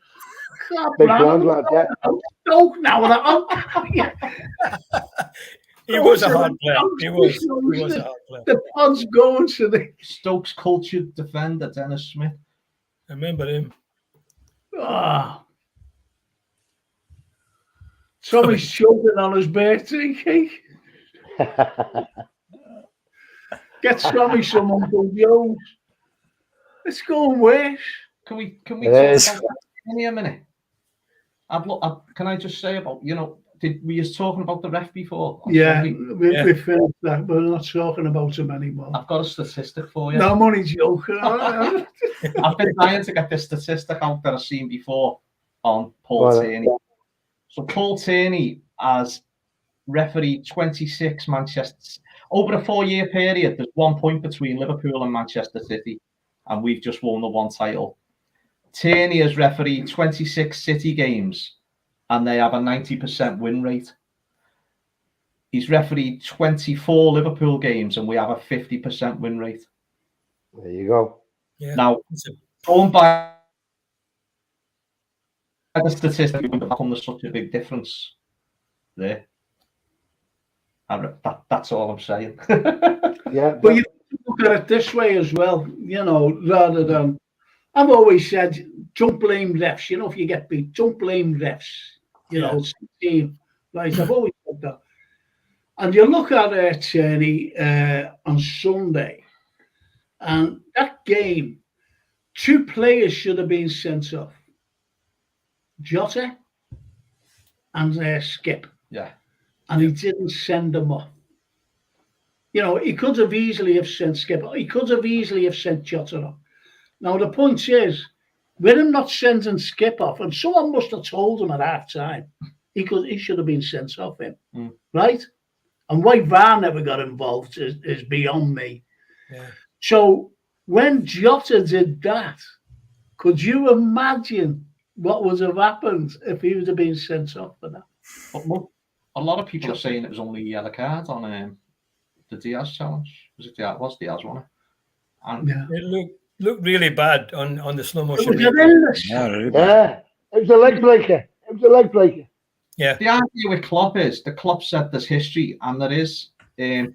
Last year at Spurs, Tierney sent Robbo off after Kane should have been sent off for a foul on Robbo, which he wasn't. And then he gave the penalty on Jota just as he was about to pull the trigger. He got bars down, definite pen, never give it. He was also the referee who called a halt half time when Manny was through 1-on-1 when he blew up early. A couple of years ago against United. He was also the referee who didn't give the handball in the Man City game. Yeah, that earlier on, absolute shocker. And we lost the title by 1 point. Yeah. So, Well, do you know this what happened on Sunday when Jürgen said the way he spoke to me? yeah, Obviously he's not going to come out and tell us. he has Will done. he have the right? Why? What did he say? Yeah, So press conference. So he said he's come over to him and shown him the yellow card and pointed at him, and he said it would have been red if it wasn't for him, and pointed to the 4th official. So the 4th official said yellow card, but basically what Jürgen's saying is he doesn't like. He wants to send me out. He was making it personal, wasn't he? Yeah. Yeah. And when you think what happened with Robbo getting elbowed by the linesman, Yeah. that was Paul Tierney as well. Yeah. And so Klopp's obviously thinking, hang on, this fella, and he probably knows all them statistics that we've just reeled off there about the win percentages, and that does not add up. If you've got 2 teams going hell for leather together and there's 1 point divides them over 144 games, and yet there's 40% division there with that referee. Well, go back to the Everton Man City game. That was a blatant penalty. Do you know what I mean? Yeah. And we would have won the league. Yeah. So what's happened there? What's happening there, lads? Are we all caught up? I really don't. No, all right now. It's my fault, actually. It's my fault. I think if Klopp takes the, all right, he's getting a ban now, isn't he? Yeah. They don't ban the others, do they? You know, for the same sort of thing. They just, you know. Yeah. But you know, if Klopp takes that to the Premier League, what's their argument going to be?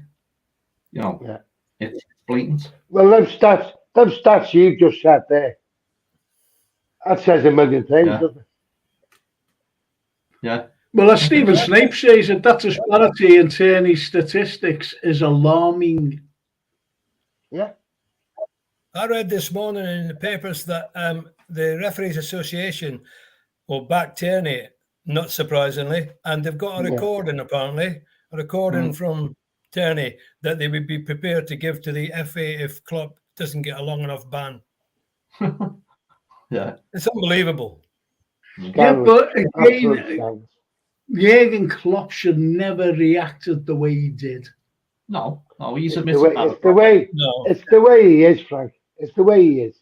I understand that, but you know, it could affect the team. It was all over the Salah challenge, wasn't it? I mean, that was another decision, unbelievable.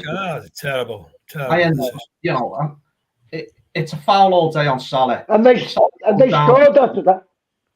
Yeah. He scored. How could he justify that decision? It was blatant. Yeah. Anybody could see. The guy was holding him back, pulling him back. Yeah. Salah never touched him. But this is another argument I've got with Salah. We've had 3 pens this season, and you know, when does Salah get the benefit of the doubt from referees when he's getting hauled up? Why have they got an arm on him in the first place? You know, and when he doesn't go down. Yeah, well, you know, it's just unbelievable how that, you know, I think he's the player, isn't he, with the most touches in the box without getting actually, you know, without getting a free kick. So he goes because he wants to stay on his feet. Yeah. And then the defender goes down, he gets the free kick, and they end up scoring. Yeah. All right, can you know? That's why Klopp was infuriated. See, that's why. It's Frank's show. Come on, Frank. Oh, yeah. The thing, it's all ours, but the thing is, he's an hour late and he hasn't stopped. He's trying to fit everything in, you know, in an hour.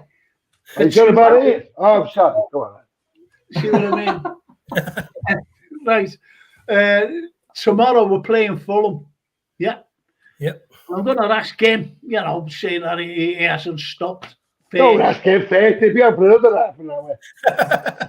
It'll be 11 o'clock by the time I finish. Will you shut up? See, you know, I'm trying to. Don't upset him, Ian. Too close to.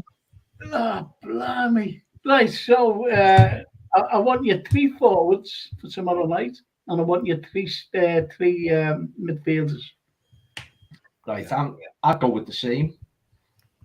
Me too. I'd go with the same 3 up front and the same 3 in midfield. Well, who's the same 3?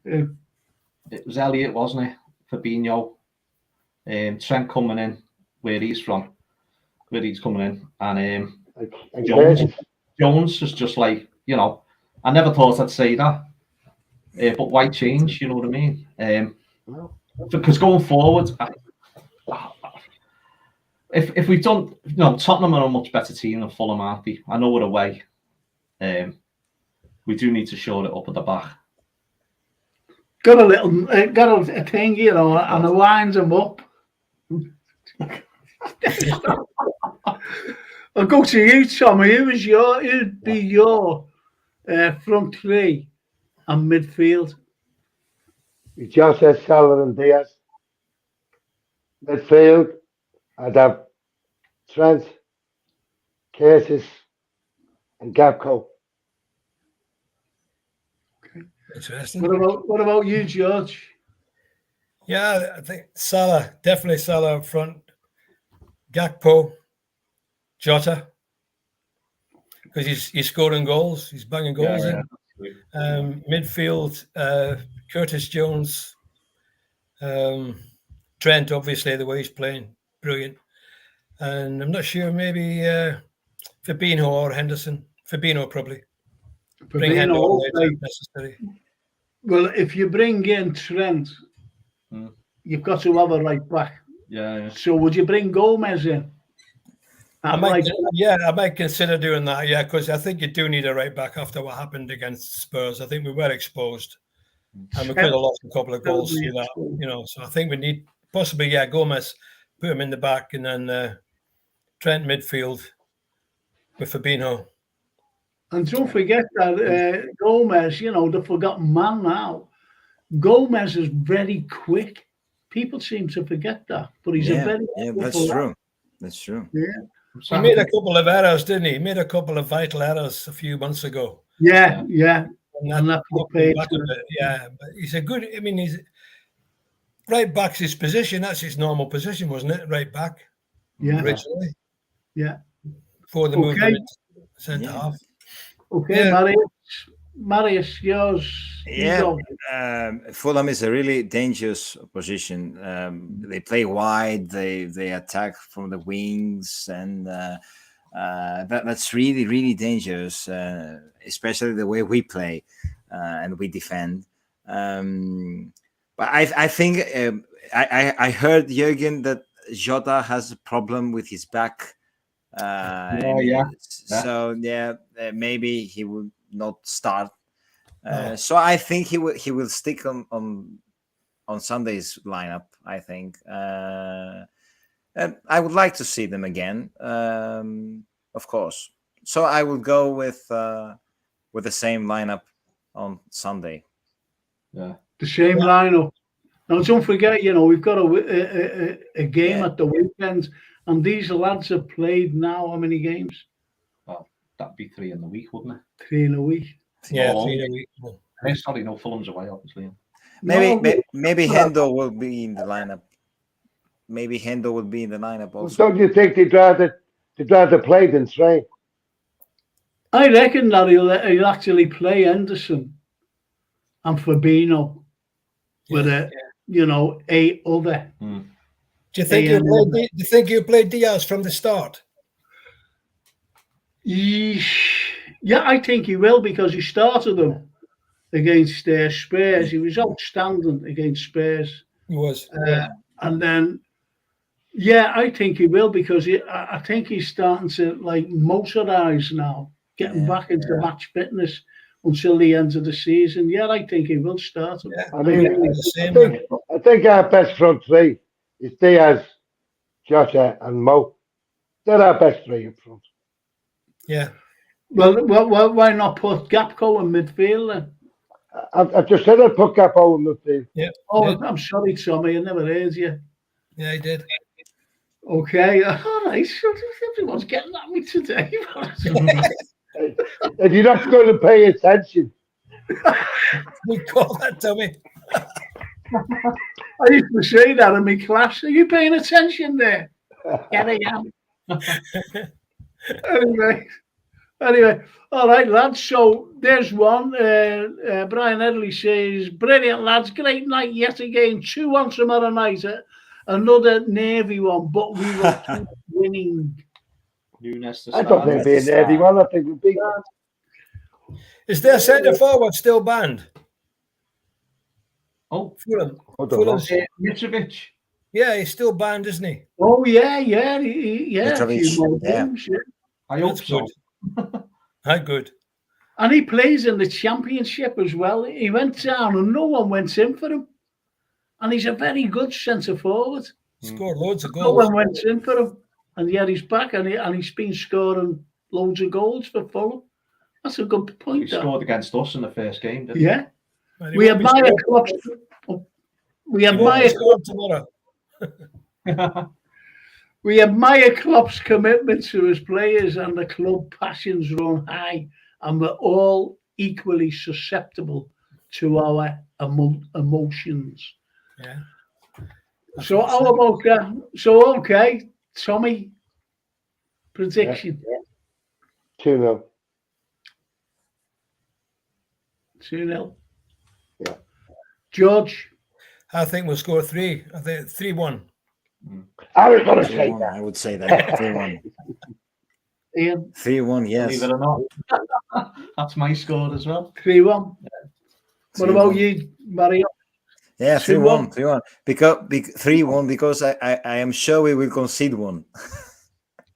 Yeah, we always do, don't we? But a clean sheet would be nice. Well, don't, Clean well, don't sheet. sit on the fence, Mario. Just say what you mean. Stephen Snape says 3-0. 3-0. Hey, listen. 1-0 will do. Yeah. Anything, you know, any win is a bonus, isn't 3 it? points is 3 points. You know, what were we saying last season, the season before, it's just nuts. It's just Yeah. absolute nuts. But this time of the season, we all know it's the results what count. Not how you play. The results what count. You just got to keep winning now. Every game we've got 3 That's home it. games in a row. Yeah. Yeah. I think we would like to see this system that he's got and these players now starting to knit. So when the new players come in, Yeah. it won't Yeah. be as. I know he's called like that. He doesn't want a big. He wants to call them back early. I think. Yeah. Yeah, he is. Yeah. Yeah. And he's only going to Europe. Yeah. He's only going to Germany, isn't he, to the, you know, pre-season.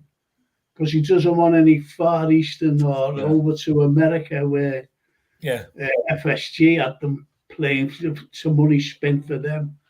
And He's going home to see if anybody's sniffing around his job. I don't know so much anyway. So, listen, lads, thanks very much for tonight. It's been absolutely wonderful as usual. Yeah, thanks, And, Frank. Thank you. Always a pleasure, lads. Always a pleasure. Always a pleasure, exactly. I'll listen to these. I look forward to reading your book, Marios, when I get it. I go, what about the part-timer? Here. Part-timer. Yeah. He's our substitute, isn't he? He's our number 12. I only come for Super the sub. Happy granddad. It's been brilliant, lads. Good night. God bless. So anyway, lads, thanks very much. Yeah, thanks. And I'll see the 3 of you next Tuesday. That's okay. That's I'm okay. sure I'll get That's I'm okay. sure Yeah. I'll get a phone call tomorrow. Yeah, and I've got one on. I've got another podcast on Thursday night, so it'll be a post-match, and also it'll be a pre-match because of the weekend. Because we're in this sort of quandary, aren't we, where we've got matches coming thick and fast. So anyway, people, thank you so much. Thank you, George. Yeah, thanks, Frank. Thanks, Tommy. Marios. Mario, Thanks. absolutely Thank you all. brilliant. Thank you See you so much. later. Good night, Frank. Good night. And me mate, Yamas. Yeah, man. Yeah, man. Ci vediamo. Ciao, papi.